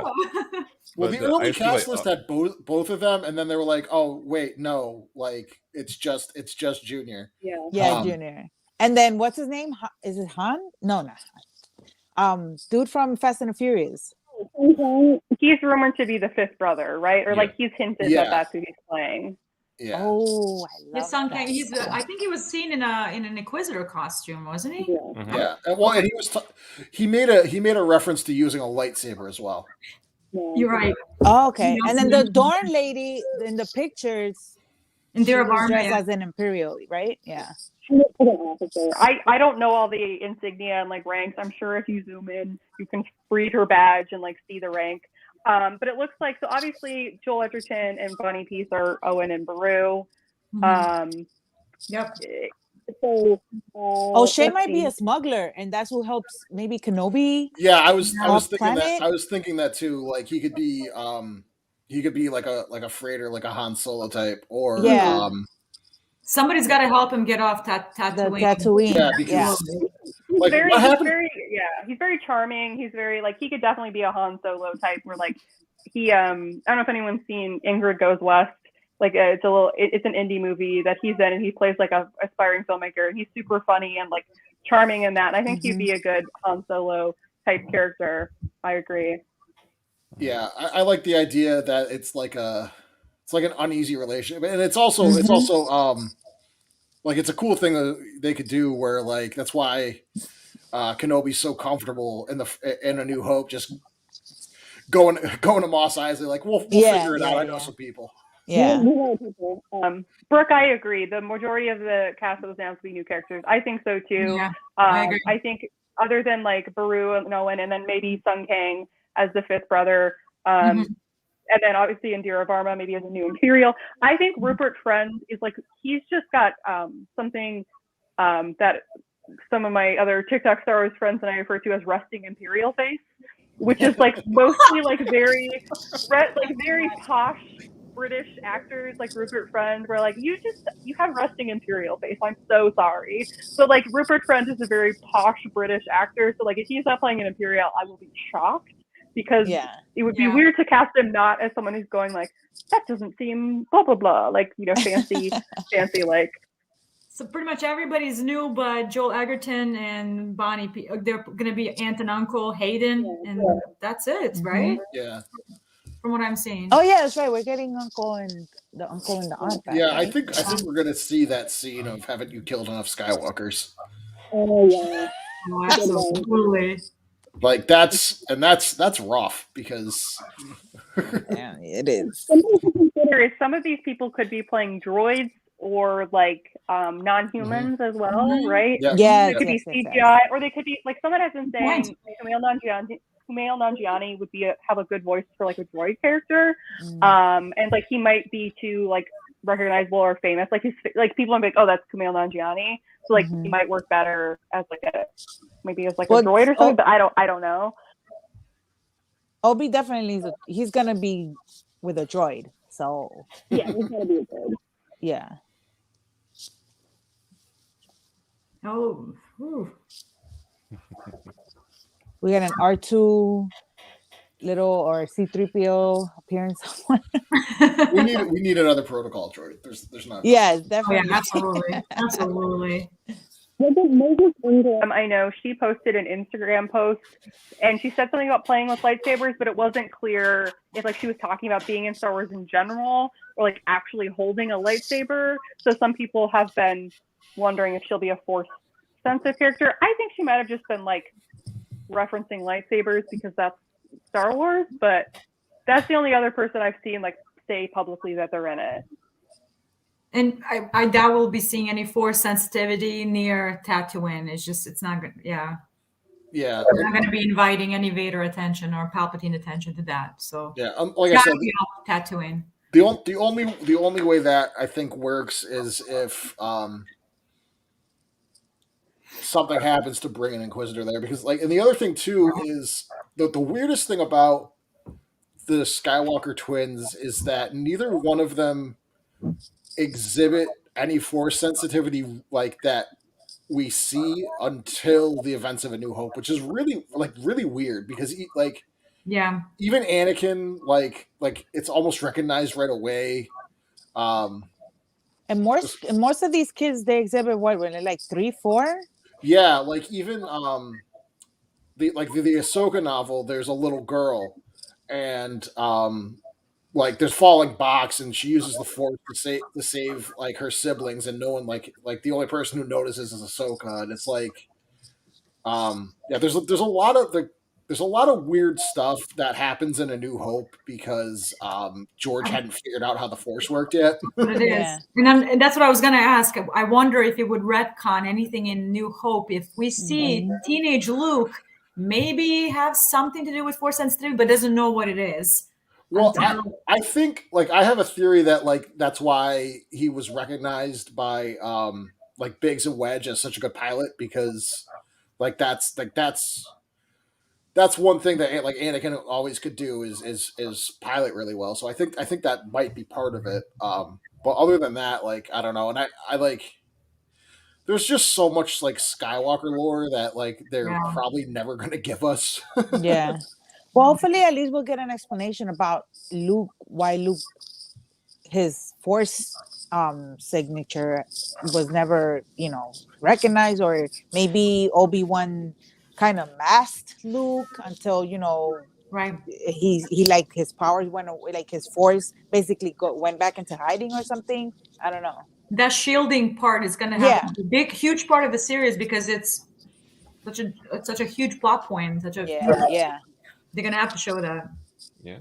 How they're going to explain it without breaking A New Hope?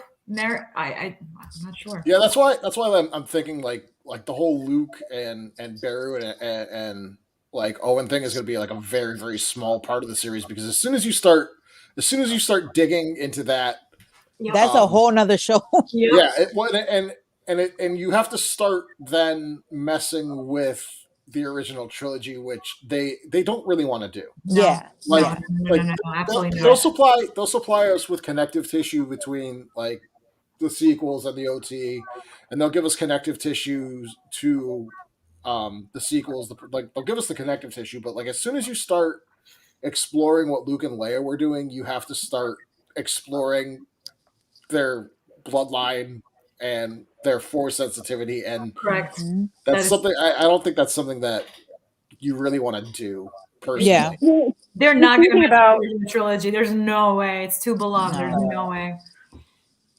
Thinking about was we see children sort of showing Force sensitivity, like in the prequels, and someone mentioned the Ahsoka book, but it seems like the Force was pretty thrown off balance. Like it was literally unbalanced. I wonder how much of that was affecting how it's sort of manifesting, because Ezra doesn't notice until he's what, 14, 15, really? Like he knows he has some skills, right? Yeah. But he's like, whatever, like everyone can, like Ezra, no. Ezra. So I think,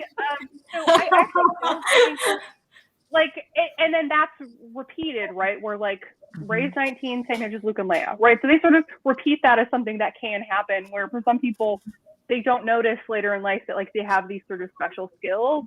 And I wonder if Force being unbalanced, part of that is almost like protecting Force sensitive people from like exhibiting powers that could harm them. Like I could see where, not that the Force has a consciousness, but like waiting until the time is right. So like the Force sort of manifesting in Luke and then Leia when the timing was right, when they were young adults who could actually enact the Force does have a will, so I agree. And also because like when or after Order 66 happened, the people that the Empire went after were already established Jedi. Yeah, they were Jedi or Padawans. So their signature is way stronger than a little 10-year-old that was never discovered or whatever. So you're definitely, that makes sense. Yeah.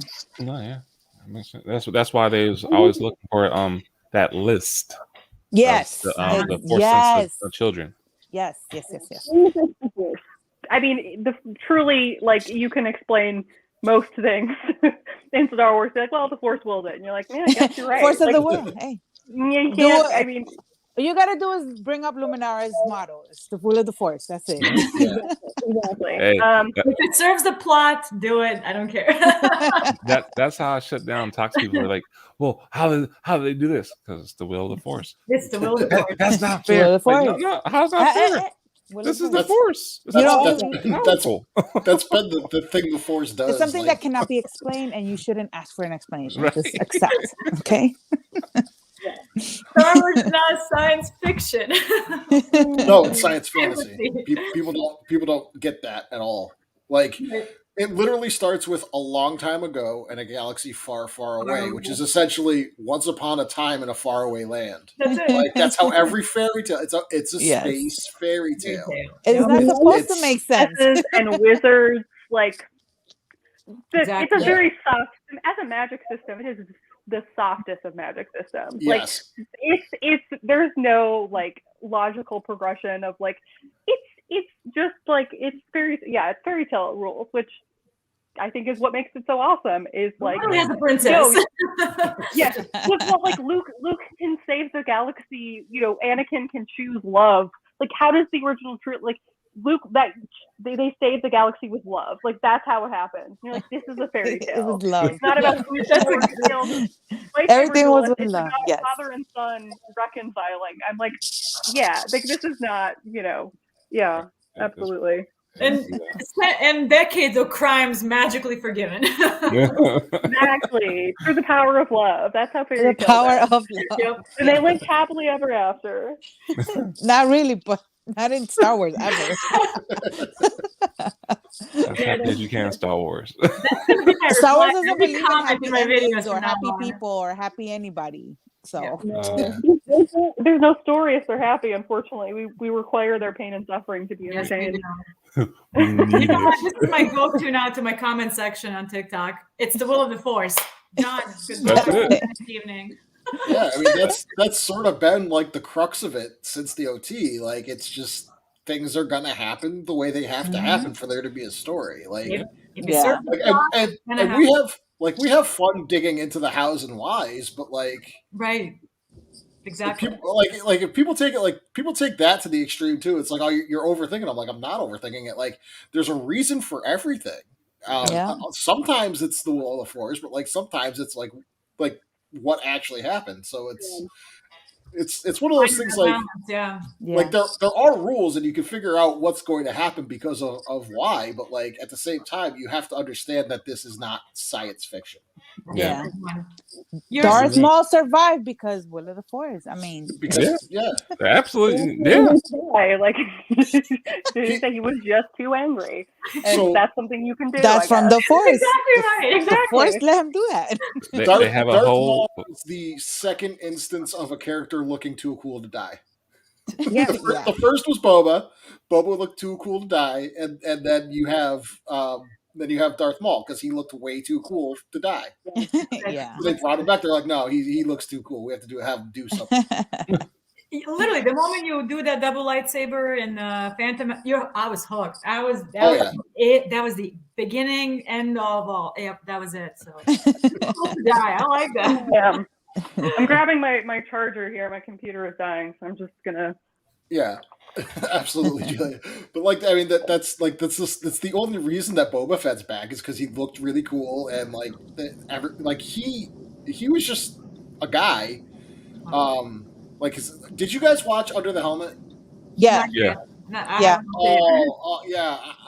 Spend the time because like the cool thing about Boba Fett, like there was supposed to be a bunch of those costumes, and like they were getting ready to film Empire, and they basically ran out of time and money to make a bunch of them, but they had the one they already made, and so George was like, okay.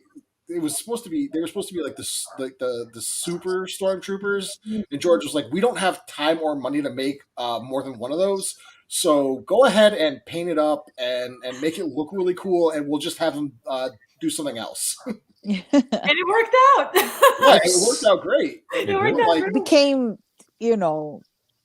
like staple in story, There's a show called The Mandalorian, and that's why. Yeah, like they created an entire culture off of one guy because they didn't have budget to make more. Funny how it and works, from right? and like a limited screen time, because it's just like he just went whoop whoop like 3 times. That was it. Swallowed and it was done. Yeah. Yeah. And honestly, a lot of it has to do with the mystery around the characters and with Darth Maul and Boba Fett. So I am hoping that these shows and these expansions don't kill that mystery factor too much. You know what I mean? Still keep it a little bit contained. The nice thing about Star Wars is as soon as you answer one question, there's always 10 more. Yeah. So like when people are like, oh, well, they're not going to touch that mystery, I'm like, but why? Give me an answer, because there's always a million more. Like that's the thing that people always tell me about, like Yoda, like, oh, we're never going to know. I'm like, why? Why? Like, it makes my brain itch when I don't have an answer. Yeah. Like what they're just like, no, there's no clues at all. Like there's no like, the Force wills it. Because even with everything that we have, there's always like a clue. There's always a thread you can pull out and make your own story. But like that's the one thing. Like with Yoda's species and Grogu is like there's no threads to pull out, and it bothers me. And you know what? George Lucas is sitting in his bed like, ha ha. He's like ha ha. Because I know it. He said George isn't in control anymore. So hey, that was one thing he said. Yoda will not have a backstory. Yeah, but he's not in control anymore. But now we got Grogu. But why? Gonna have... It might be in the contract. Maybe. I wonder what things like that are. I would love to know. Or is anything like that? I mean, Yaddle, baby. Like, I need to know where how Yaddle appeared, and how did Yoda was like, oh, you look, it's another one of me, or like. Yeah. The moment you introduce Grogu, I think that opens up that, like you said, that thread that you can pull on. What is Yoda's background potential? There seems to be. Why was Grogu introduced? Like, why was that species introduced? Yeah. Just to be cute and save, or just to like play us again? Like, no, you thought, but no. Yeah, and that's buy the toys. Like, there's got to be toys. There's got to be something there too, because like he's not there in the sequel trilogy, Grogu. So like, there's got to be something going on with that. There's got to be a thread to pull at, but yeah, we're going to need more. Yeah, and just be prepared for the Kenobi show to give us even more threads and why. What do you mean?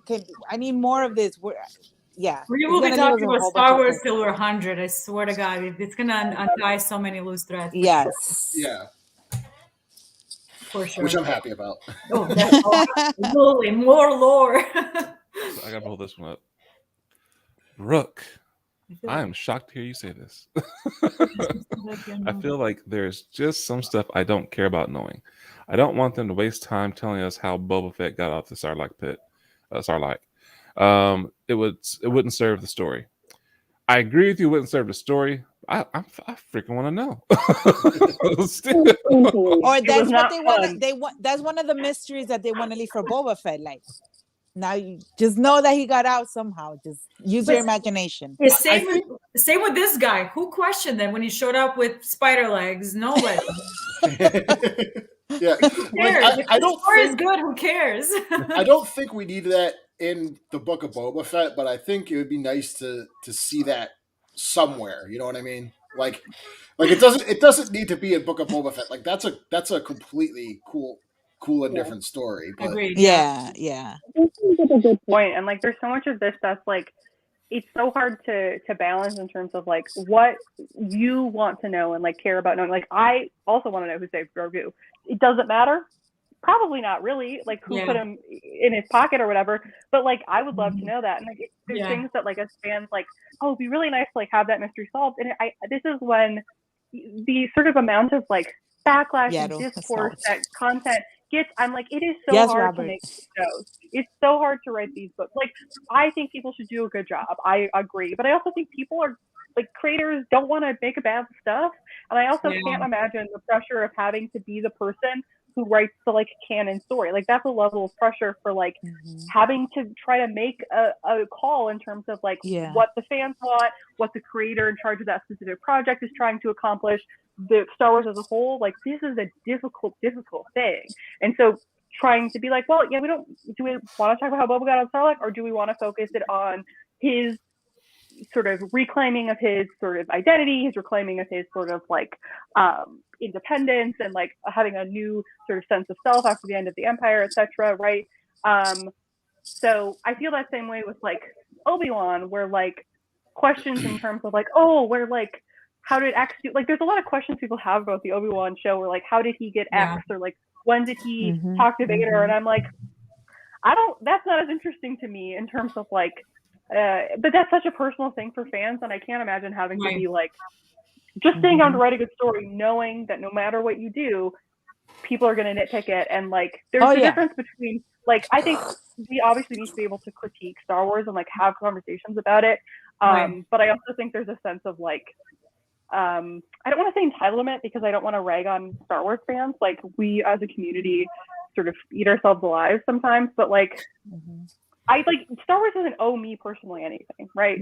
So it's kind of it's an interesting balance between like, yes, I think I don't want to be like toxically positive and only say good things, but I also think like people can be really like, I'm already expecting people to be mad about the Obi-Wan show. Because right? Absolutely. Well, one of the things that I do like about now, being a Star Wars fan is a few things. Well, being just a nerd in general, like we're finally at the age where all the kids who grew up watching this stuff are now the people in charge of making it, which is awesome. Like, and that's for everything. That's for like the Cowboy Bebop show. I love. We're getting new Star Wars stuff, all the Marvel stuff. Like, this is all stuff that like the people who fell in love with it as kids are now the ones telling the stories, and that's a great place to be. And the other thing that's awesome about now is we're finally in a place where it's not going to take them 20 years to tell a new story. So the fans don't have the time to sit there and come up with a million different stories about what happened, because we're actually going to see it. And we also live in a time where all the new stuff that's coming out is approved by Lucasfilm to be canon. So you don't have Legends, which people took as canon. Like, one of the things that I strive to do when I talk about Star Wars is I never say old canon, because there is no old canon. Legends was never canon. The only things that were canon were the movies. So when you say old canon, you're not talking about anything that was ever canon. And I also strive never to say Disney when talking about Star Wars, because it's still Lucasfilm. These people have been working there for decades. The people who are in charge of the story team have been in charge of the story team, some of them over 10 years. Like, it is still Lucasfilm. It's just not owned by George anymore. So one of the things that I strive to do is to really express that as often as it comes up, because it's sort of disingenuous to say old canon, and it's very disingenuous to say, you know, Disney Star Wars, because that's not what this is. The only time that applies, I think, specifically Disney Star Wars, is when it comes to merch and Galaxy's Edge. Other than that, like, no, this is Lucasfilm. Like, these people have been working there for years. This is their life's work. As much as it was George's, it's theirs too. No one is saying Disney's Marvel. I'm sorry. RMC. Exactly. Yeah. Thank you. Come on. Like, exactly. Yeah. And like, even when Disney bought Marvel, like, they kept rolling out comics, and no one's saying, like, you know, Disney Marvel Disney comics. era, It's just Marvel comics. Yeah. That's it. And it's just a way to have exclusionary language to sort of separate what's Lucas, what's George's, it's all under the same umbrella. I'm sorry, it's just and it's, like I said, it's you're discrediting these people who have devoted a large portion of their adult lives to this stuff, and those people are still there. Yeah. It's like I hate this Disney Star Wars, but I also love this Disney Star Wars stuff. Yeah. Hey, what are we talking here?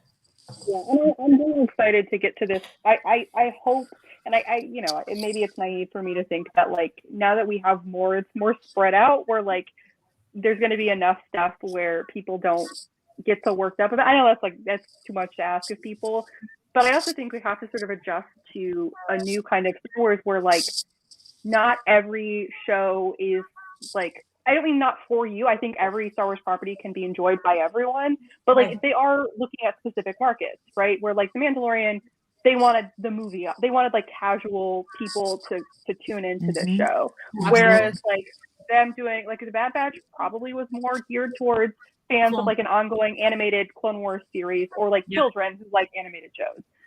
Obi-Wan show is again big sort of fan servicey moment because there's huge fans, but there's also like obsessive Obi-Wan Kenobi fans who are like, this is my moment, right? Same thing with Boba Fett. Boba Fett fans are like, this is for you, but it's also for Mandalorian fans who want to learn more about, like, there are subgroups within Star Wars fans who are getting their little things that are for them. I think that's great. And if I'm going to complain about the fact that certain aspects of a show or a book or whatever, like if I'm not the target audience, like I'm allowed to have critiques of it, but at the same time, it would be weird for me to get up in arms about something that like I know I am not the target audience for that. Right. And keeping in mind as we get more and more properties, like how that sort of continues to develop, I guess. That's a good good way to put it. You absolutely read my mind. I was gonna say the same thing. Like there's so many shows that are and stories that are going to be told that is going to be something for everybody, you know, and the fact that these people, like, I don't understand every time, like, that's why, like, the dumbest thing that I always say, oh, Disney ruined Star Wars, but you're loving Mandalorian and you're loving that they're going to have Boba Fett, so that's also Disney, according Rogue to One, universally beloved. It's a Disney Star Wars movie. So how did Disney really own? And then when you say like, but how if there's Mandalorian? Oh no, because that wasn't done by Kathleen Kennedy. The sequels weren't either. Like, what are you talking about? The creative director. Like, she didn't do the sequels either. Oh, but she approved it. She approved the Mandalorian and Boba Fett too. Like, what are you talking about? It's money. Like, her job is to like, you need money for a show. I guess you make a show. Here's money. Like it's very. Anyway, I just want to briefly mention too, because the Kenobi Show is all being done by Deborah Chow as director, and someone brought up that, like, first of all, it's really exciting, but also the fact that, like, I know for a fact if there's any issues with it, people are gonna be like, well, they had a woman direct. Like, I already am sort of preemptively preparing for criticisms of the show based on the fact that I also think one of the head writers is also a woman, of the two main writers. So that's something I think we need to be prepared to sort of deal with, is the types of things people critique in this fandom, unfortunately, tend to be, if they don't like something, they will find a really sort of terrible reason to like critique it. Like what we were talking about, how we would prefer, because I would prefer, like you said, the emotional side of Obi-Wan, because that really should be a very big focus. Oh, you see, because it was a woman that directed it. It's just feeling stuff. Where's the action? Where's the lightsabers? Where's the thing?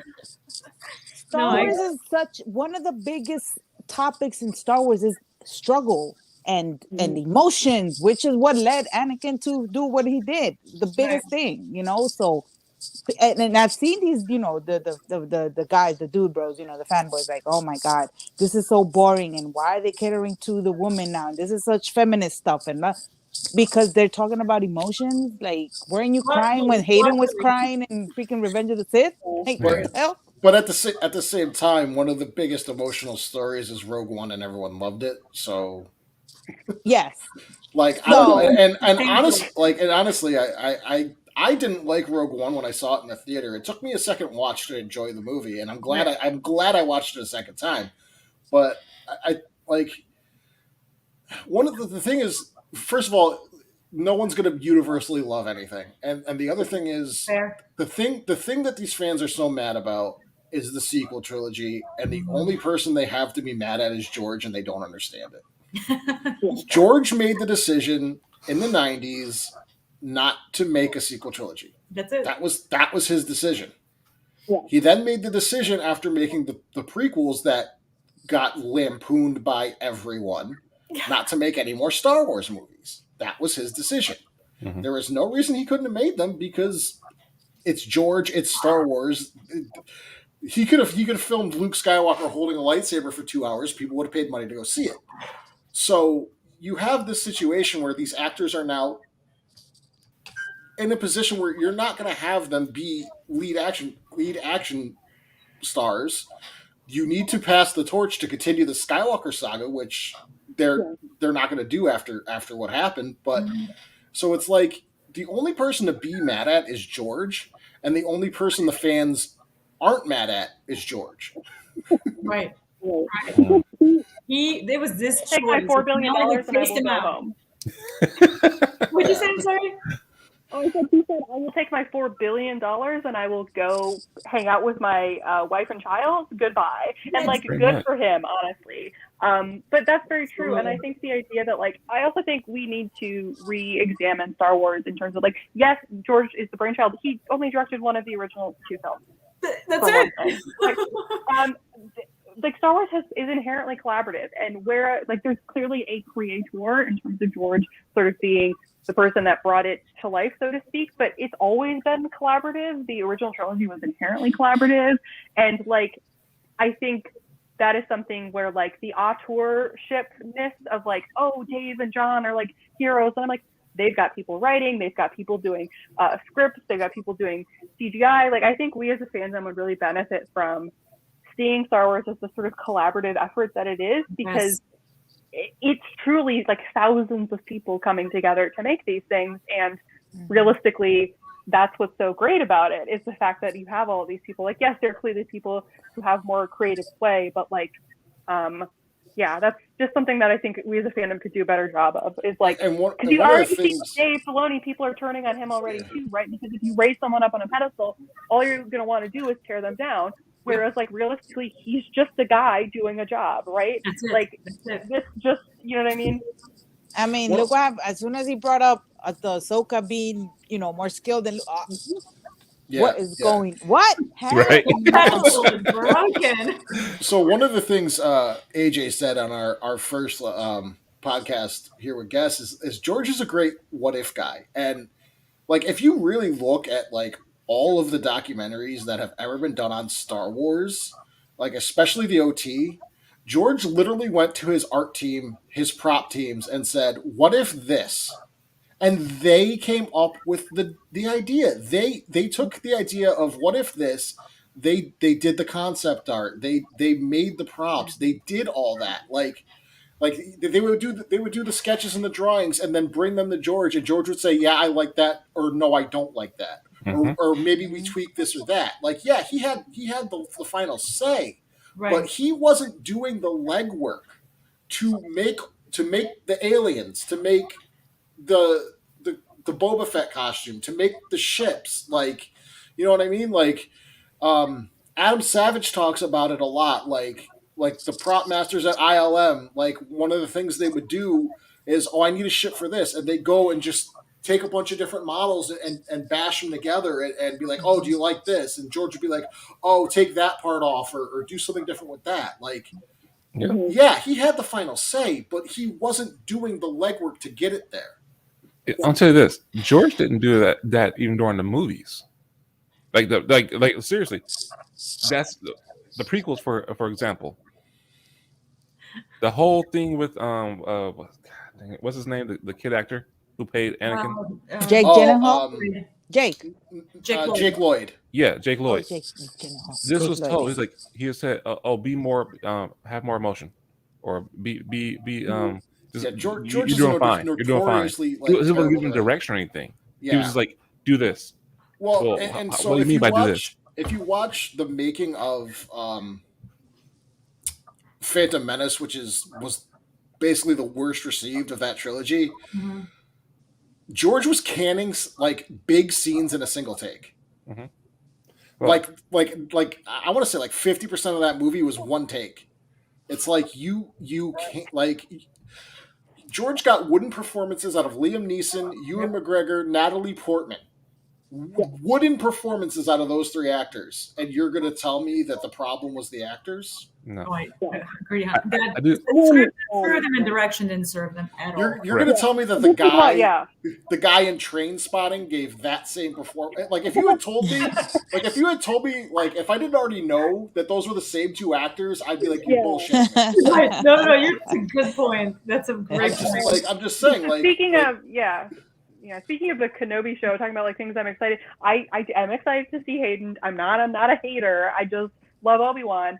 But I'm excited to see Anakin be directed by someone who's not George Lucas. Like as an actor, I think Yes. he has.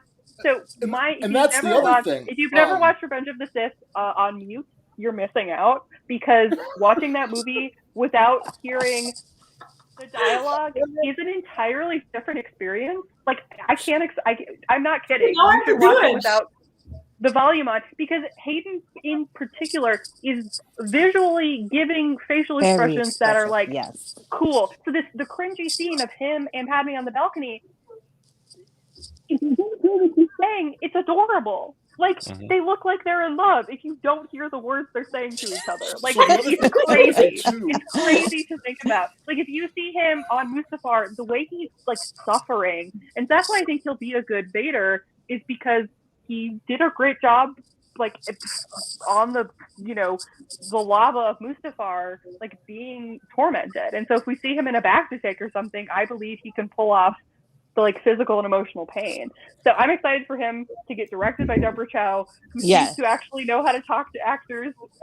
For one thing, also someone one time said, how different would a Phantom Menace be if Steven Spielberg had directed it, because he's exceptional with child actors. And I'm like, oh my God. And then I just started thinking about, a child being directed by Steven Spielberg as Anakin, and then I was like, I'm so sad now. That would have been so good.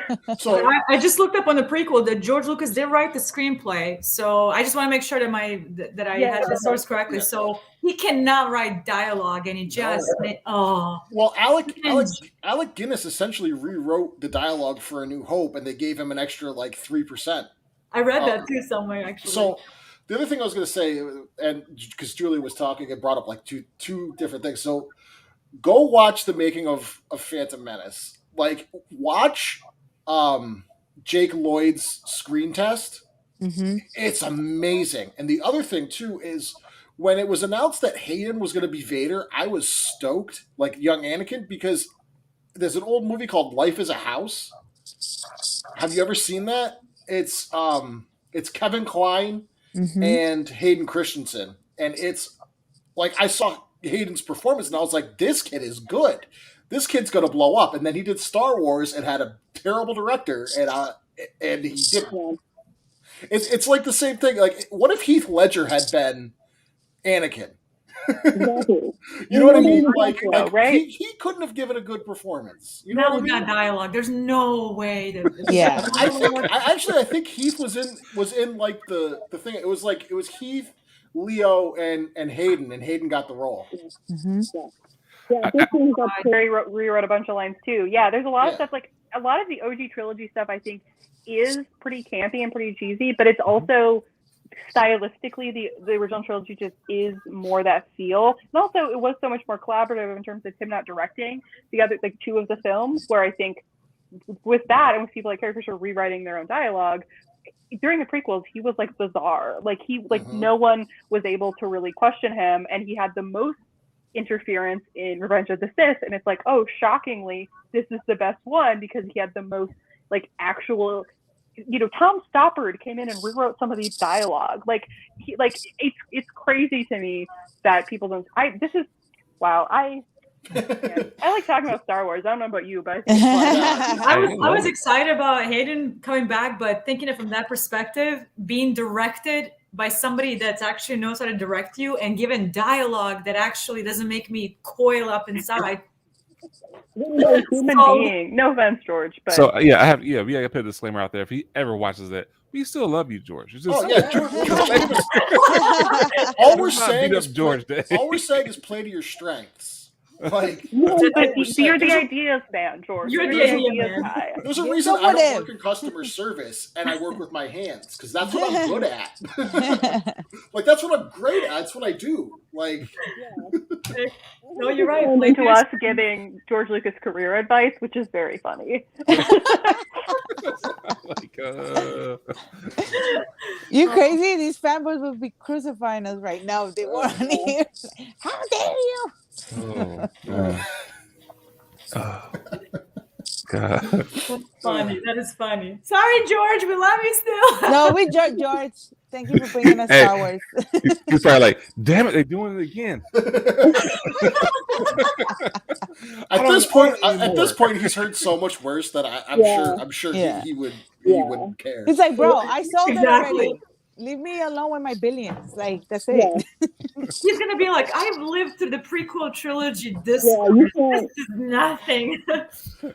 He's over there. He's over at his house at the back, like, what you say? $100 bill. With the money. I'm so This sad. 100, please. Every time Grogu is sold, he gets a cut. So he's Right. fine. Oh man. Oh God. So the next question I have is rematch of the century. Where does it take place? Are we going by concept art or theory? Whatever you want. Did that look like Mustafar? No, that didn't look like Mustafar again. That's what they Right? said, Mustafar. You look like Mustafar, yeah. I think I'm probably wrong. I think it's 60-40 in terms of them meeting IRL versus. I think it could be a Force vision. I think they could meet in a Force vision, and that's why it looks like Mustafar. But I also think it's possible that they can meet in the Force vision and then also physically like run into each, or like just kind of cross paths later. But I do still think it's more likely to be like she faces him in a Force vision. Was that a cat? Is your cat okay? Yeah. That was a parrot. Also, my dog is They're telling me that I bullying need each to go other. I'm so outside. sorry, you guys. I'm gonna. Bad cat. Okay. I'm so sorry. I apologize for No, that. it's No, fine. it's okay. Have you ever watched High Ground? It's not it's apparently not a Star Wars TikTok podcast unless an animal makes crazy noise. So he comes up there like, "What's up, guys?" Suki makes a guest appearance at least twice a month, so it's cool. this channel is sponsored by Karina. Oh god, that's hilarious. So yeah, thoughts on where they fight. Oh, I think that if they want to go the fan service way, Mustafar would be a very big thing. But I would be impressed if they did some random, like, you know what? It's just some random plays that they think, because it doesn't have to always be the same thing. Like if they give us new things, I'm fine with it. I agree with You know? you. Because if you pick a familiar planet, you have a potential of breaking canon or breaking lore in some retrospect. So if they're meeting obscurely on some planet that They just happen to land in. there's no other way unless they sense each other or something. Yeah, maybe Vader's chasing Obi-Wan, and he hits Obi's thing, and they crash land or something. I don't know. At the end of the show, it's probably episode 6. That's gonna be their conclusion. Yeah. I was seeing So Mustafar, but I'm going with Geonosis. Oh. So we know that's where they're building the Death Star. Okay. Yeah. Okay. They're bringing Kyber from Ilum. They're bringing Kyber from Jeddah. And originally I thought it would have been Jeddah because that's where we first see the Death Star completed. But right, yeah. If the show, so it looks like the show, they have to get Obi-Wan off planet. There's Inquisitors. There's all this sort of stuff. And the only way for me it makes sense is if something like whatever the catalyst is gets Obi-Wan doing some digging. So Obi-Wan's chasing the Inquisitorius. He finds out about Vader, and he gets to Geonosis, and that's why the Rebels start looking into Project Stardust. So Okay. and the other reason I say that it's at Geonosis at an incomplete Death Star is the lines from A New Hope. So you have the first one. The first clue we get, if you look at what Obi-Wan says when they're on the Millennium Falcon, as soon as they come into the debris field, he looks at the Death Star and says, "That's no moon; it's a battle station." He knows immediately. Immediately, it's not a. It's he doesn't just say it's a space station. Like, because somebody in one of my TikTok comments when I made a video on this, they were like, "Well, he could have just sensed all the life," but he says it's a battle station, so he knows. The other thing is, Vader says, "I haven't felt that presence since it cuts off." Mhm. So I mean, that could be anything. That could be Mustafar or whatever. But the third clue we have is Vader says you should not have come back. Right. Okay. That's the only way it fits is if Obi-Wan has seen the Death Star. And it was in Geonosis at that time. Yeah, and it was I'm like 98% sure that Geonosis is where they were building it. Yeah, because that's why after it was done, that's when they did the genocide thing, right? Yeah, because they were using the Geonosians to help. No, now I'm confused. Did they build it? No, they weren't building it there. I mean, Yeah, but they they were were because the they were Geonosis did do the plans, and they were the ones behind, But in the Vader comics, there's like a rogue group of Geonosians who are sabotaging the project. Oh, okay. They are on Geonosis. I just don't know. Like the timeline's a little fuzzy because it's the timeline. Okay. Yeah. But so I'm thinking it's there. Like the Death Star is probably 20% complete at that point. Yeah. Obi-Wan shows up, and then that's why, because we know the Rebels know about Project Stardust, and we know that they're trying. And then like it takes them almost 10 years to figure out that Galen Erso's on the project. Like, because Obi-Wan doesn't have any information. I'm gonna say, like all he does is he gets in contact with Bail at the end, and is like, "Hey, they're doing this thing. You got to figure it out." Yeah. So okay. like that's my personal theory, because it's the only way to make sense of all the stuff we have without breaking A New Hope. Yeah. No. Okay. Guys, listen, I'm gonna have to cut it short because I have to get the kids to bed. All right. I'm so sorry. Thank you for hanging out. having us. Having me. I'll see you guys on TikTok. And one more time, you are a Star Wars Tia on TikTok and Kari Skywalker on Instagram. So I'll see you guys there. JJ, I'm gonna go find you, girl. Me too. Thank you so much for coming out. Bye. Poor Jedi Master Depaul. Okay, guys. Have a good night. Night. Thank you again. Bye. Thank you. How do I get out of here? Oh, never mind. I took bus route, and then I also got a pickle, so I am eating a pickle. If you see me eating a pickle, it's because I'm eating a pickle. So, Julia, what are your thoughts on where the fight that they've promised us takes place? I like their Geonosis. I think that makes sense, because I just watched Rebels for the first time, and it's so frustrating because that little Geonosian is like drawing a circle within a circle, and they're like, "What's this?" And I'm like, "Oh my god!" Like it's the Death Star, and like Rex is like, "Huh?" And like it's like very clearly like he's trying to communicate. And I think they would have to make sure that they're like something's being built. They just can't tell what it is yet, and as long as they nail that and it doesn't mess up like Rogue One and the original trilogy, I think that could work. Also, Geonosis is like a hugely important place in terms of the start of the Clone Wars, and then they have to go back right for the second battle of Geonosis. Like the Clone Wars start on Geonosis, so like that is a very meaningful place for Obi-Wan and Anakin. So it's also possible with the new Brotherhood book we have coming out, like Anakin could get knighted on Geonosis, right? Like there could be a lot there. Yeah. I've been waiting for that for a long time. Yeah, to see actually, because we know it's like very soon after that. So that I also think like it's entirely possible that it will be a mental battle as part of his Force training, kind of like how you see Yoda and Darth Bane. I think that would be cool, but I know that a lot of fanboys would be upset because it doesn't count And I'm like, I don't know. There's a lot of Ezra had to face Palpatine in his dream, Yeah. right? So it's like it happens. Like I would be okay with that, but I think realistically they're gonna get them actually fighting. I don't know where. Probably in the middle of space would be the safest option, so they don't actually have to go to any planet.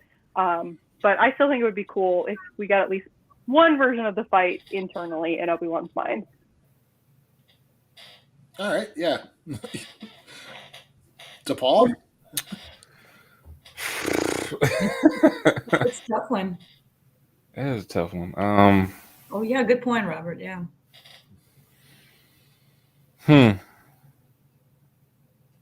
Come back to me. I'm still thinking. I just am so hungry. These were out when I went upstairs, and I was like, I gotta eat a pickle, so I'm just gonna mute and eat my pickle. Yeah, come back to me. I'm still thinking because that is a tough one. Just you don't want to break New Hope. You don't want to break that. How do you not break that? Yeah. Yeah, and then I'm just like, and that's the only thing I could think of, because is that's the thing. Like I said, it's those three clues. He immediately recognizes that it's a battle station. He immediately he says you should not have come back. Like, so that implies that he's been to the Death Star. And that's the only thing that, like, logically to me would make sense, would tie in perfectly to A New Hope, and would make it so that like he calls Bail, like, hey, they're building something, some sort of weapon out here, and it's huge. Like, figure out what's going on. Yeah, and then that would also explain why we see it being built in the Vader comics on Geonosis, and then the next time we see it, it's on Jeddah, because it's like, oh, hey, Obi-Wan knows it's here. And Obi-Wan didn't die. We got to move this project. That makes sense. More sense. Makes a lot of sense. I mean, and because Geonosis was red, so it could be the concept art we seeing is like Obi-Wan trying to tear some stuff up, and like going in there, I get off planet, go in here and take care of this. Obi-Wan being Obi-Wan, I was like, no, this has to be stopped, and boom. Right. But so no, yeah. And the other thing somebody else pointed out too is Obi-Wan knows exactly where the tractor beam is. Like he doesn't have to ask R2. True. Like, because R2 is going through the plans to find Leia, and they find her and everything else, but like Obi-Wan doesn't wait around when that's going on. He knows exactly where the tractor beam is, and he goes there. So he knows something that would tie into their next battle before New Hope one. Yeah, that would. Exactly. Like everyone goes on another detective mission, and it ends up back on Geonosis. Exactly. Third time's the charm. I think that would be very funny. Someone also mentioned, kind of as a joke, that in the concept art, Obi-Wan appears to still be wearing his robe. And so it must be a vision, because he would never actually do that in a duel. Where, like, he would take it off, right? Like, he would, like, someone joked. Dramatically, yeah. What? Exactly. Like, it can't be real, because he's still wearing his robe. But the thing is, he's wearing his robe in the final battle with Maul, and he doesn't take his robe off when he fights Vader on the Death Star. He had a change in dueling style, robe on. Well, and the other thing too is if Vader, if like he's snooping around and Vader catches him by surprise and he doesn't have time, like I have a feeling like he's wearing a robe.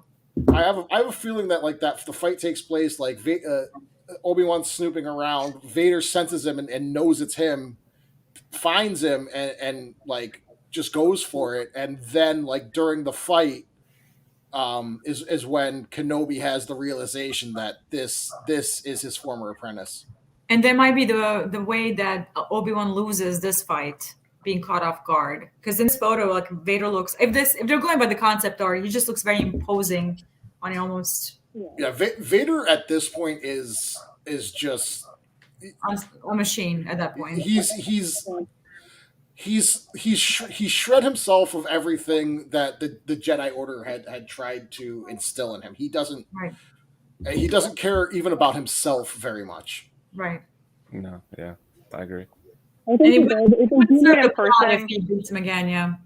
It seems like it would likely happen if, in terms of they like how the outcome of the fight, for example, a lot of people have been talking about the idea that Vader lets him live, or like doesn't finish the job, I think would be somewhat poetic in terms of like, you know, not finishing what he thinks is finished. I also think it could almost be like a Kylo Ren and Rey situation where the Force itself interferes and it's like, no, and the planet just breaks in two and physically separates them to stop the fight. Like, I wouldn't be surprised if you get something like that, where like physically they're separated and the fight ends, or Vader lets him live. Basically, those are the two ways I see it ending if they do physically encounter each other. But like you said, if he's shred of all emotions, why would he spare him? Like, you know what I mean? The other thing too is Obi-Wan's still fairly with it, like physically. Yeah. It could be that Kenobi soundly beats him again.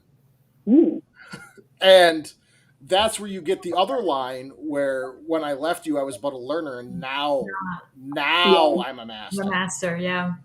And Obi-Wan is still nonplussed, like, you're only a master of evil, Darth. Yeah. You still like be with this is Maul's problem too. Is Maul's like, I'm obviously better than you, and Obi-Wan's like, I'm a Form 3 master. I literally just need to wait for you to make a mistake, and you're wildly swinging and putting all of your energy into this, and I'm just like patiently waiting, defending myself, looking for an opening. Is going to be an opening, and I think Vader at this point could very easily still be in that like unstable state of like not really being at his full potential. So I think it could totally happen where like Obi-Wan once again has the patience in order to like wait for an obvious sort of opening in terms of to strike, and that's where Vader's like, oh my god, I can't let this happen a third time. I gotta finish it. And it's how he beat Darth Maul in the Rebels. It was complete discipline and knowing his opponent like to the T and what Maul was gonna do. So if he's counting on Vader to basically, or Anakin at that point, to do the same moves as he did on Mustafar in Revenge of the Sith, he can already kind of predict his movements. And it's really like how Obi-Wan wins like all of his fights except for Maul version 1. Like, so he's not a master of Form 3. He's the master of Form 3. And he's also, the other thing he's exceptionally good at is using the other person's rage and anger and things and things like that against them. Like he's very good at manipulating you with his own movements and with his language into making you make a mistake because you're angry. Right. And if you rewatch the fight in A New Hope, sure, Kenobi's on his back foot and he's an old man, but Vader can't touch him. Right. Until Kenobi's like, okay, I'm done. Vader still can't touch him. Right. Mm-hmm. And Obi-Wan went there with the intention of being struck down. He tells him, if you strike me, I'll become more powerful. And he knew that was going to happen. And I always refer back to Sam Witwer talking about the Obi-Wan and Darth Maul showdown, explaining Kenobi's psyche at that point of just how focused and disciplined he is. And this is 10 years in the making. So I'm going to assume in 10 years he's had a lot of introspective, especially after Order 66, that he's able to beat Vader again at his prime power. You know what I mean? Because he can actually read it. That frustrates Vader even more. So, yeah. And I think that makes total sense. And I think it's very poetic. It's important. I think I just love that is how like Obi-Wan, his skill is persistence and perseverance. It's not being exceptional in terms of like having the highest midichlorian count or being naturally gifted at so many things. And I think that's what about him is I love about him as a character is he chooses to be a Jedi. Like it is something that is important to him and it's sort of the meaning of his life. And so he pursues that until the end. And that is not something Anakin or Vader really understands until maybe his death. The idea that like you could be committed to something like the light side forever. And I think it'd be really, now I'm definitely on team. I want Obi-Wan to beat him because I think that would be really fun. Yeah, and the other thing too about Obi-Wan is like even in Master Apprentice, he's like there's only like a couple things that Obi-Wan is naturally good at. Like he's using Form 1 that whole book. Like he does like he's like, when are you gonna teach me the next form? And Qui-Gon's like, when you master this one, dude. Like, you're Right. at square one and you're still having problems. Right. Figure this one out, and we can go from there. It's so beautiful because Obi-Wan wants to be. He wants probably to learn for 4 and up in terms of like the more aggressive, the more acrobatic, and Qui-Gon somehow, I mean, obviously yes in terms of training, but also like that saves Obi-Wan's life several times. Where like he is brought into, like, I just love and it happens in the book. Like that's what saves Obi-Wan's life in that book is the form he uses is defensive, and because of that, it's like it serves him so well, and I think it's really. I need a direct Master and Apprentice sequel for lots of reasons. One, because it would be Mandalore. Two, because I want to see more of Obi-Wan's development and like him accepting this sort of version of himself that we see in the Phantom Menace. Not that he still isn't a little bit like, Qui-Gon, what are you doing? But he seems more sort of. I love that he's a 25-year-old Padawan. That's so important to me in terms of understanding him as a character. That he took his time, and that is. If you also haven't read the Master and Apprentice short story in the first. From a certain point of view, anthology. It is my absolute favorite piece of canon writing in Star Wars. It's Qui-Gon as a Force ghost right before A New Hope, thinking about Obi-Wan and sort of seeing Obi-Wan and knowing what's going to happen. It's beautiful, and I think that would be really good. Like, I'm planning on doing a series of like, here's the Clone Wars episodes you should watch, here are the canon novels you should read in terms of like preparing for the show, and that's like top of my list because it talks all about how Qui-Gon is perceiving Obi-Wan at the end of his life, and it's like, oh my god, it's so good. It's so good. Yeah, I like Obi-Wan is such a good character. Oh yeah. And the thing is, he's so much like Luke Skywalker, and people don't understand because Luke's great at flying, but look at everything else, like in the original trilogy especially. Luke's not particularly good at using a lightsaber. He's not particularly good at using the Force, but he loves his friends, and he's determined to do it. Mm-hmm.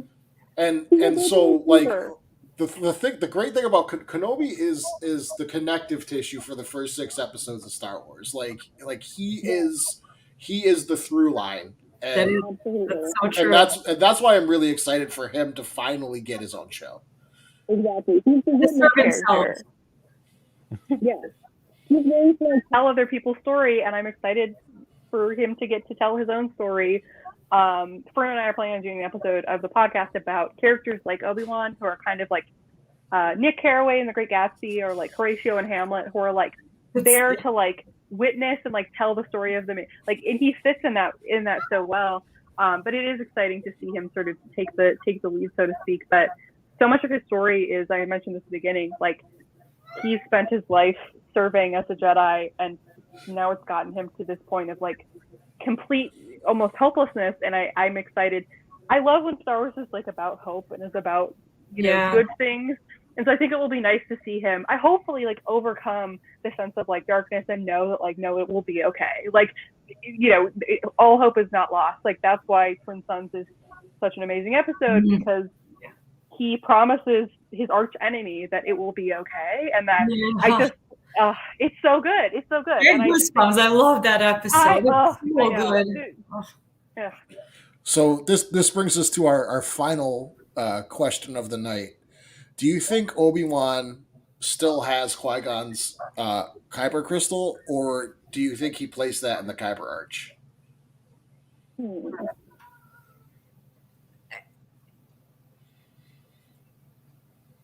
I thought I read somewhere that Luke's lightsaber has Qui-Gon's crystal that Obi-Wan. That was one of the old non-canon comics runs. As far as canon information, so there was an old Legends or EU book, I believe, where Luke made that crystal back when you could make crystals, because that's in Legends, that's where the Sith all had their crystals. They made them in a forge, and Luke made that green one. Okay. And then there's another EU comic where it's Qui-Gon's, but as far as actual canon information, we don't have any. So it's one of those things. Do you think Obi-Wan kept that as a memento, or do you think he put it in the arch? It's either way. That's a good So question. someone that Tom is telling me that his lightsabers at least ended up in a memorial in the temple, so it was probably destroyed with all of the other lightsabers. But I'm reading here to see if they say anything about the crystal specifically, because I guess you could easily like remove the crystal and just have the hilt there as part of the display. Regardless, I also wouldn't be surprised if it was destroyed or like tossed into their pile of. I'm not saying it's part of the Death Star. That would be very sad. But like they destroyed. You didn't read the saber bonfire? Oh yeah. Oh, they destroyed them, right? There was a public display. The blue guy who George Lucas played. I can't remember. I can never remember his name. Yeah. The blue guy with the horns. Yeah. There was a public display. They took a bunch of the Jedi lightsabers and put them in a kiln outside the Jedi temple and set them all on fire. And they like exploded because Kyber's very unstable if you don't treat it right. Yeah, I have a feeling that's what happened to his lightsaber then, because we know that it was in the temple. So unfortunately, I do think it exploded. If that's the case. Yeah, and JJ. I have a feeling it's in his pocket.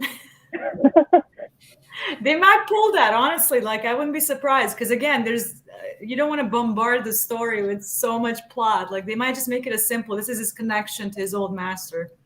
Yeah. See,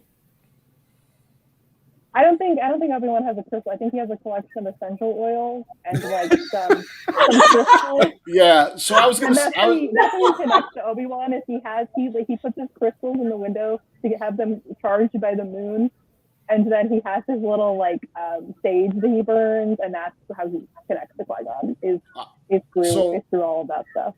So I think he put the crystal in the Kyber Arch because I think he wanted to do besides training Anakin. I think he wanted to do one last thing to connect Qui-Gon to the legacy of the Jedi Order, and that was the connection. That the Kyber Arch was the honor for all of the fallen warriors, and so I personally believe, and I think the way that Qui-Gon Obi-Wan connects to Qui-Gon and remembers, I think he took that favorite piece of driftwood. I think he has that. If from Master, like, cause he had like that they mentioned it specifically because he smudges it to clear the vibes of the hut when he enters, because that's what Qui-Gon taught him. Qui-Gon doesn't have like anything fancy. He's got very simple furniture, and like you get glimpses of because Count Dooku had fine taste because he was a count.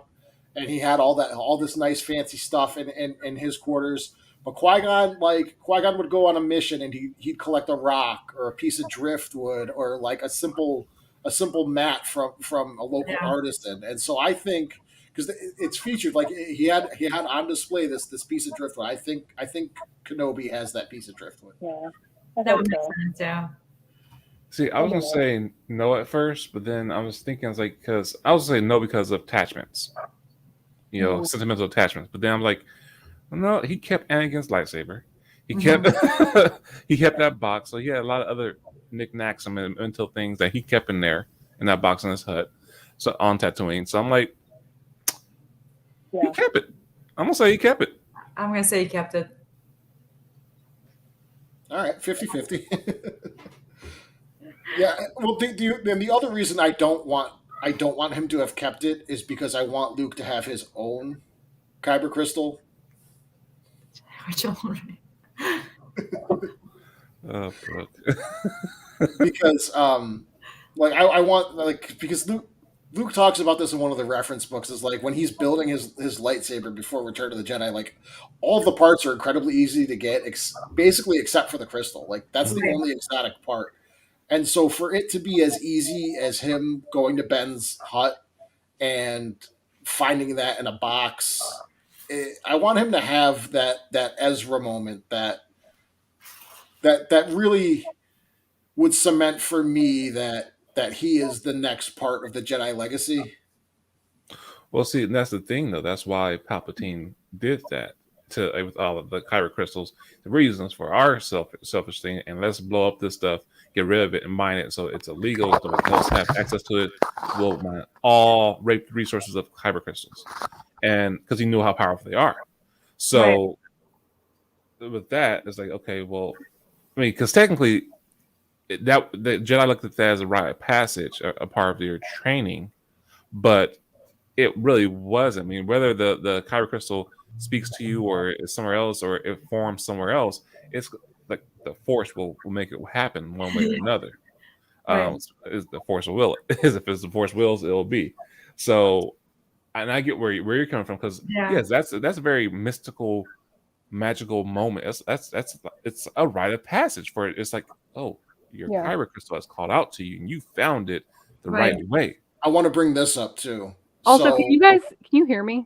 Yeah. Okay, sorry, my headphones died, so I had to put in my analog headphones. So by the time of Empire Strikes Back, he already has all of Obi-Wan's possessions, but he still had to go and find the yellow lightsaber. Yeah, so that's a good point. And the other thing too is, as much as Palpatine tried to get rid of all the kyber, Ezra finds one in the temple. Yeah. I think that, yes, there are kyber veins, but we know that kyber crystals are semi-sentient and force sensitive. So I believe that wherever there is a vergence of the force, a kyber can manifest. Yeah. Because that's exactly what happens. That's exactly what happens with Ezra. He's not in a kyber vein. No. He's in a temple. He's talking to Yoda, and it appears up out of nowhere, and he grabs it out of the air. Yeah. So he's alive.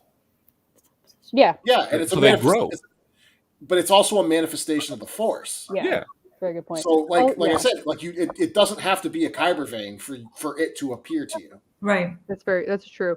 This is a very minor point, but look, speaking of quirky, the idea that Luke has all of Obi-Wan's possessions is very funny to me, because I have this headcanon that Corky would absolutely despise Luke. He'd be like, no, I don't want to be your friend. Like, you spent more time with my father than I did. And the fact that Luke is like, yeah, I have all, like, do you want to look through his stuff? And Corky's like, absolutely not. Never. Why would I?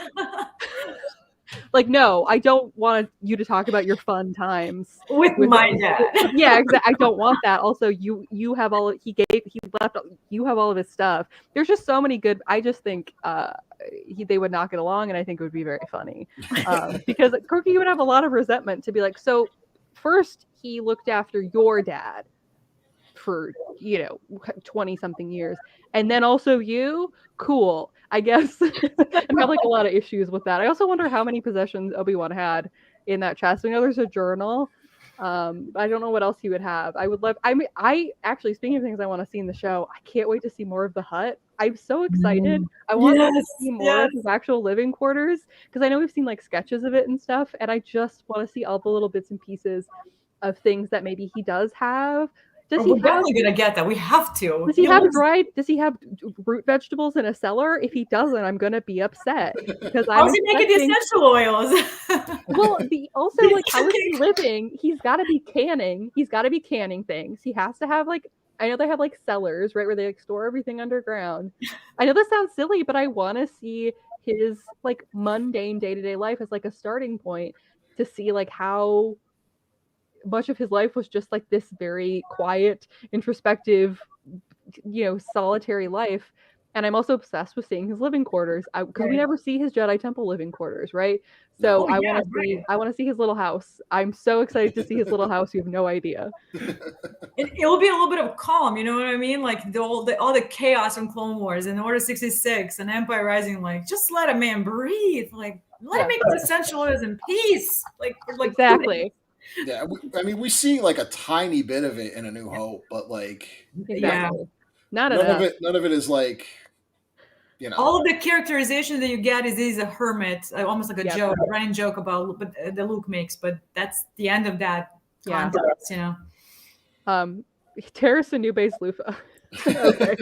And I would think Depa would have a nice wine cellar, actually. Oh yeah. That doesn't surprise me. And sorry, I've been on here forever, but I keep going on tangents. I feel like, and in terms of like a way to start the show, I know that usually, like they start in the middle. Things like the first episode of The Mandalorian, he's like doing a bounty, like he's actively right, like he's in the process of his job. I would love to start off with like him running his errands. Like I know that seems silly, but like he's going into town.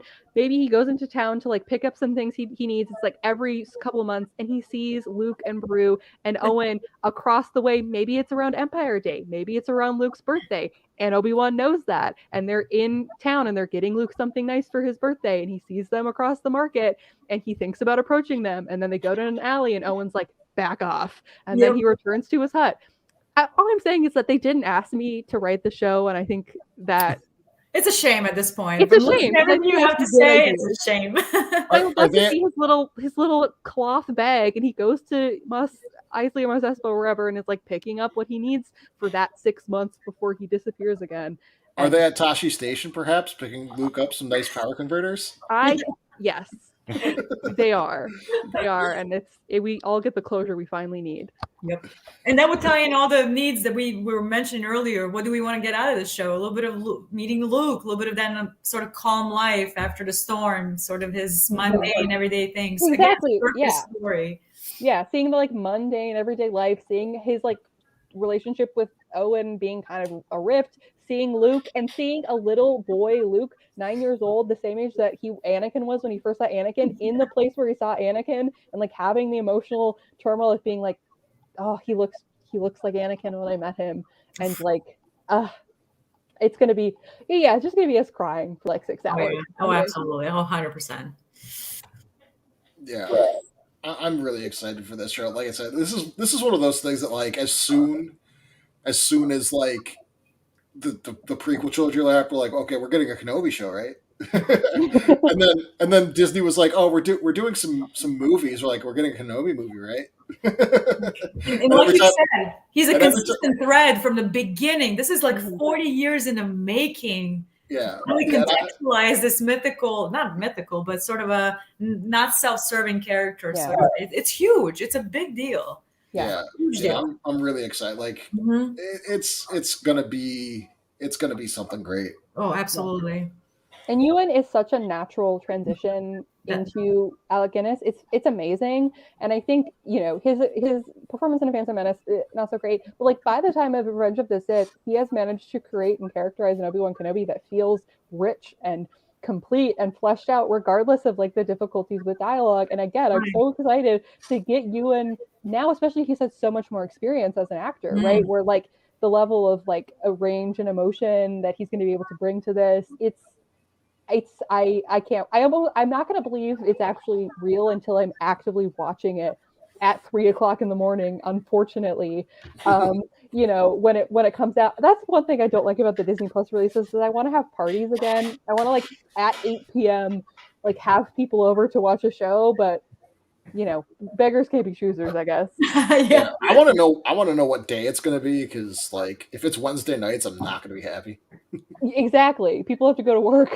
Well, so I'm starting my new job on Tuesday, and like my schedule is going to be like Wednesday night is my last like overnight of work. So like it's going to be one of those things where I come home, I go to bed, and then I don't like. So I'm going to have to watch it like Thursday nights. You're going to have to avoid the internet. You're going to be like, just like walking down. Basically. Exactly. Avoiding spoilers is going to be I'm good at it. That's good. Because like, you just can't go anywhere or do anything or go on the internet. The internet. Yeah. Well, it's like, like my last schedule was rotating. So like the last episode of Mando, I wasn't able to watch for like a couple days. And then like the Bad Batch, like I wouldn't be able to watch it for a couple days, and I'm just like, nope. Stay off Twitter, stay off Facebook. Like, nope. That's how I avoided Eternal spoilers. My God, that was challenging. Oh, no. I'm so pissed. Holy. I was avoiding. I'm about to watch Venom tonight, and have you seen it yet, or at all? I have not watched. I haven't watched it yet, and I was on TikTok, and freaking Soups spoiled the fuck. He did a spoiler. He did it on accident. And I'm like talking about the post credits. Like, are you serious? I've been avoiding this whole time. Is that on Yeah. HBO now? Huh? Is Venom on HBO now? Is that what it's Uh, called? I had, Amazon, I think. I think so. Yeah, I'm not paying money for that right now. So yes, but I'm gonna either watch it tonight or tomorrow. But I was like, So are you serious? you know the ending, the post credit scene. Then I kind of, I some of I it, don't- but I I don't didn't yet. like Yeah. go into it, and like I tried to delete it from my memory. Yeah. So I'll Yeah. yeah. Oh, that sucks. I'm so sorry. Yeah. The funny thing about the post-credit scenes of Eternals, I won't spoil what it is. I was convinced people were joking. I didn't think. I was like, "This is." It's. Same. You try to explain what it is to someone who, like you're not spoiling anything for them because they will not believe you. So it's one of those where I'm like, okay, sure, that's the post-credit scene, and then I saw the movie and I was like, never That was mind. literally They were true. telling the truth. That's funny. Yeah. Yeah. Oh, I'm All so right. sorry, Depaul. That sucks. It's okay. So Yeah, this I was- was this pissed. was Almost, I amazing. literally almost like unfollowed him for that one. I was like, Oh, are you yeah. shitting me? Has everyone seen Eternals in here? I haven't seen it. I haven't seen it yet. I'm probably not going to see it till it drops on like Disney Plus, just because, like I said, I've been between jobs for a few weeks. Gotcha. My wife's not getting paid till like the 3rd. She just started work. I'm not gonna get paid until like a week or two from next week, Right. and then I can spend money again. Yeah, 'Cause I'm totally getting- fair. I actually think Eternals would work better. Like, I would say the ideal way of watching it would be taking like little bits at a time. Like, I think it would work really well if you like watched 30 minutes and then the next night you watched another 30 minutes. Yep. Like, because I really enjoyed it, but I like as the pacing wise, I know for a lot of people there were issues. I loved it. I loved the lore and the characters, but like as a film, I think it's trying to pack in so much stuff. So like much. yeah, so I feel like taking it piece by piece once you can on Disney Plus is probably actually gonna be a really good way to watch it. Yeah, I agree. I actually really agree with that. And I'm like Wheel of Time is out now too, and I like that's gonna drop in another 2 days at 7 o'clock. So I'll be watching that. Oh, yeah, right. The rest of the episodes, right? Yeah, because and so the nice thing about Amazon is they drop everything at midnight GMT, Greenwich Mean Time. So it's like 7 or 8 here. So like I can watch it when it comes out Thursday night. Yeah. And I just finished Cowboy Bebop last I night. haven't watched yet, so I'm like putting it in my queue. Oh man, I am in love with that show. There's a lot of people who don't like it, but you also have to understand that this is an adaptation. So People don't know how adaptations really work. So so are there any closing thoughts here for Kenobi Show or any other project other than Kenobi Show that you're super excited for, whether it's Star Wars or not? I'm Lord of really the excited Rings. for Andor, because I think genre stuff in Star Wars is really successful. So like a classic spy thriller or like like espionage focused show is going to be really fun. I also am excited for that because I'm not like Obi-Wan is going to be really emotionally fraught for me, whereas like Yes. Andor, I think I'm really going to be able to just have a great time watching it. Yep. And you know, I love Rebel stuff, and I love Tony Gilroy's work as like a writer in terms of the Bourne stuff. I really loved Jason Bourne series, for example. So that's the other show that I'm like really excited about, because genre wise, I'm a big spy stories person. I will not believe the show is real, even after I've seen a trailer. I probably won't believe it's real after I watch the first episode. I'll have to be like, did we saw that, right? Like, did it actually happen? Cool. I also want to say the rare event that Corky is referenced or becomes canon, I'm so sorry to everyone. I'm so sorry, because I will become a menace to society. I don't think it's likely, but if it does happen, the world at large will have to deal with that. So those are my final thoughts.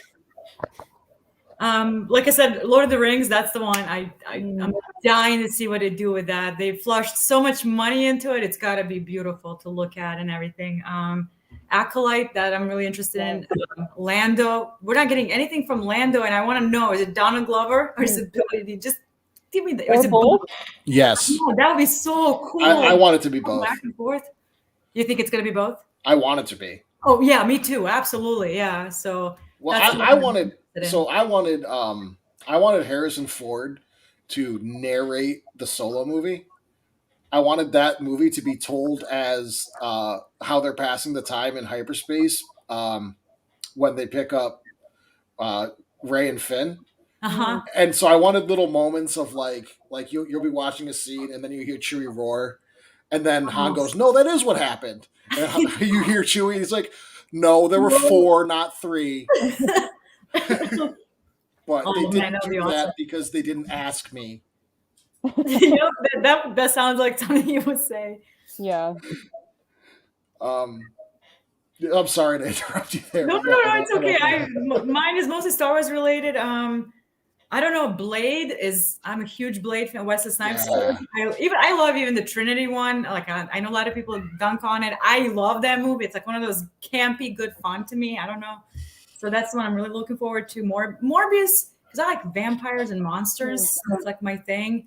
So not that I'm a Jared Leto fan, but I like monsters. That's what I'm looking forward to. And Spider-Man No Way Home. That trailer excited me, unfortunately. There's just so much talk about it, but now I'm actually excited. I feel like I'm going to feel the Spider-Man fans right now are experiencing what I imagine I will experience as we get more Obi-Wan information. And that's it. As a community to start completely lose our minds. Because I'm like a casual Marvel fan. So I'm like, oh, that'll be cool if there are multiple Spider-Men. Like, that'll be fun. And people are out here like absolutely losing their minds and like fighting each other. And I'm like, that's just going to be me in like a couple weeks or months. So like, I'm just preparing. Yeah. Oh God! Everybody has turned into Joker, like a meme regarding Spider-Man. It's nuts, but that trailer is wild. It got me fired up. After I was sort of done with it, I'm like, I cannot take it anymore. The speculation. Yeah, that's exactly. Oh my gosh. Yeah. There's never been a better time to be a nerd. There's just so much like everything. Like, you know, if you're a fan of like sci-fi fantasy, you're getting Lord of the Rings. We're getting Wheel of Time is good. It's really good. So good. It's really good. I wasn't thinking it would be going to be that good. It's amazing. Oof. But like as far as the Star Wars projects, I want more information on the Acolyte because like, from a lore perspective, like that's the part we don't have. We don't have anything on the Sith or what they were doing. Like I want that. I want something about the Night Sisters of Dathomir, like as like a thing. That's my thing. Because like they're like we get all this like I want more like I want more different stuff. I want to get away from the Skywalkers. I want to start exploring like these different aspects of the Force. Yeah. But as far as like the Kenobi show, like I'm just hoping 1 or 2 of the things I said actually happens. That's fair. That's absolutely fair. And I have a feeling they're just not going to give. They're going to give us little snippets here. They're not going to give us anything on this one. It's too big. It's just too big. I mean, even when they marketed the Mandalorian, we were expecting a like badass bounty hunter, and like obviously Din is a badass bounty hunter, but they're like surprise Grogu. So like they've sort of successfully. Like I think Space adventures. Yeah, I think the Boba Fett show is going to be the crime drama that we're expecting. Like I don't think it's going to be that much of a bait and switch, but like right. We're not going to reveal like they're going to be very careful about what they reveal, and I think that's good. Like I want to have. I agree. I was upset about Disney Plus Day because we literally got nothing, a crumb, which was nothing. But then I think about it. Yeah, we talked about this. I made a video. I was like one of the things about Disney Plus Day is like it was to drive subscribers to Disney Plus, and most of the people who are watching Disney Plus are not Star Wars fans. To be honest, like there's a lot of us, but like, and the other thing is Star Wars has its own day. It has its whole ass own day. That's true. So so true. That is so true. It's a whole different beast. Yeah. That is true. That is funny. Acolytes, for sure. Acolytes, of course. Ahsoka and Acolytes. Oh yes, Ahsoka, of course. The Lando shows it's a bonus for me. I love it. I can't like cool. I wasn't expecting it, but awesome. So I'm still disappointed that my X-Wing movie is shelved, but that's okay. Yeah. I'd rather have them like push it back and like keep the same creative team in place, as opposed to be like, no, we're gonna like sub in someone else. Like I'm hopeful they'll return to it when there's room in the schedule, as opposed to being like, nope, we're just gonna have a new director, because it seems like Patty Jenkins specifically had something in mind. Right, so if she's not available, I'd rather she return to it in a couple years when she is, than like hire a random person. I don't know exactly what's going on, because the first thing I heard was scheduling conflicts, and then I recently heard like it's shelved indefinitely due to creative differences now. I saw that article. Someone was saying that it's not really a good source. Yeah, there's I don't. Yeah, I didn't read the IGN article. They also talk about the Rian Johnson trilogy in that article, and then it's in the headline, and then they never mention it in the article. So I think that article is very much trying to get clickbaity, because they literally don't talk about Rian Johnson in that article at all, and it's in the headline. So it's questionable, like what they're trying to. I mean, I don't know. That could be true. It could be right. Yeah, exactly. Like that happened with Solo, right, where there were creative differences. But like I said, if it's literally she doesn't have time, then if it's her movie, then let her make her movie in 5 years. Yeah. I completely agree. I just like space battles is one thing that like I just like a whole. You mean I get to watch a whole movie about space battles? Like, because they're always a big part of like whatever movie. Like they're always short. Like it's always like okay, this is a cool space battle, but like you get like one. So I get to watch a whole movie, like rest of that. Yeah, exactly. Yeah, and like Brooke and Pep are saying, like they just like it, they want to get clicks of like, oh, there's issues at Lucasfilm, and it's like, I don't know, it's a movie company. Things get moved around all the time. That's pretty normal. That's it. And there's like so much Star Wars content now, like. Yeah. Oh, no, I'm okay waiting. I'm hoping it's not like dead. Yeah. I'm looking forward to Taika Waititi trilogy. That's gonna be bonkers. Oh, that's gonna be why it'll be a different direction for the Star Wars for sure. Taika Waititi Hut trilogy. The trilogy that he was making, I thought he was that one. That would be great. I'm Taika's always doing something different. So like, if he makes like a Hut trilogy, that'd be actually, I'd watch that. That would be metal as hell. Kick your ass in the fire. Yep, that's it. Yeah, I think that wraps it up, guys. If we just want to go around again, let everybody know where they can find you, and thank you guys so much for coming on and spending 3 hours with us. I'm so excited to go eat my dinner, but like I realize I'm part of the problem. I think Pep earlier was like, I'm excited for Julia and JJ's TED Talk. I'm like, I'm sorry, I have a lot to say. And that's why my medication has worn off by this time of the day. I don't have the same level of like impulse control I do right away in the morning. So like I don't have that, and this is something I'm excited about. But I'm Julia Christine77 on TikTok. I'm also one of the co-hosts of Star Wars English Class. We're gonna try to get another episode or two out before the end of the year, but again, we're both super busy because teaching. But if you want to learn more about, we were talking a little bit earlier in terms of like point of view characters. That was one of our more recent episodes, so that would be a good one to check out if you're interested in. JJ, I make videos on TikTok under Cat Lady JJ. So I talk about Marvel, Star Wars a lot, different things, whatever pops in my head at any point in day and time. So whatever's interesting. So I don't have a whole lot of filter. But yeah. Thank you for having me. I can't believe 3 hours passed. It just doesn't feel that way. It didn't feel that way to me. I'm looking at the little timer. I can't believe it. Time goes fast over here at the Cantina. It really does, honestly. And I am xcoregamerskillz literally everywhere. TikTok, Twitter, Twitch, YouTube, PSN, all of that. And you can find me here every bi-weekly. Now, so for those of you who are watching along and watching this on VOD, this is going to more than likely be the last Tuesday episode. We are going to move to a new night and time because unfortunately, I'm starting a new job that's going to tie up my Tuesday nights. But you will still be seeing me and Jedi Master Depaul very likely Friday nights at around 9:30 Eastern. Okay. Yep. And you can find me on TikTok under Jedi Master Depaul as well.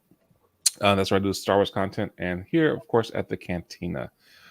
We do want to thank all of our guests here. That this is amazing talk right here. That we had tons to say, and it has some great insights and some great theories.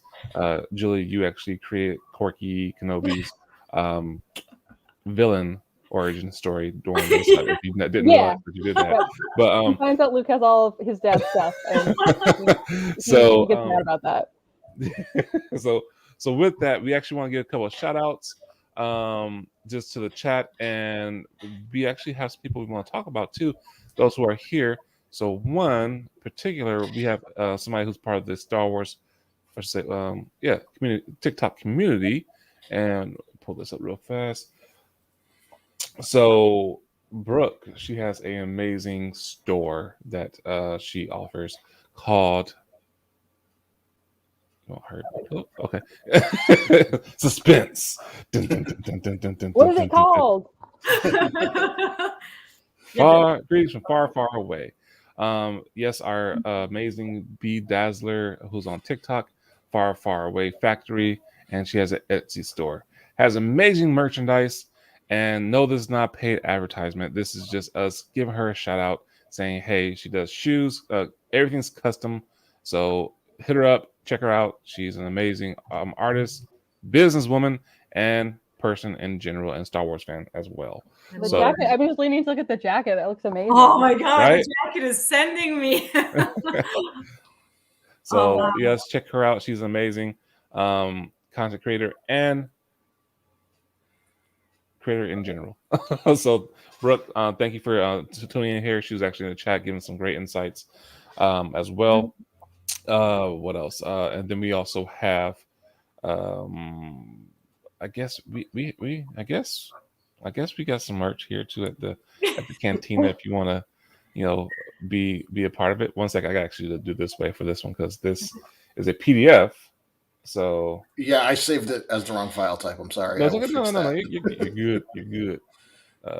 Pep, I'm very happy to hear that you're putting Echoes of the Past on AO3 because it is the best fan fiction website, and you will be able to tag it, and people will read it, and it's the right choice. I think it's the right choice for you and your story. So I'm excited to hear that. I agree. All right. So here at the Cantina, we have some merch that you can to purchase yourself. Just gotta contact my dyad and of course. Yeah, there's a link in my bio for our Conspiracy Cantina merch. Cups.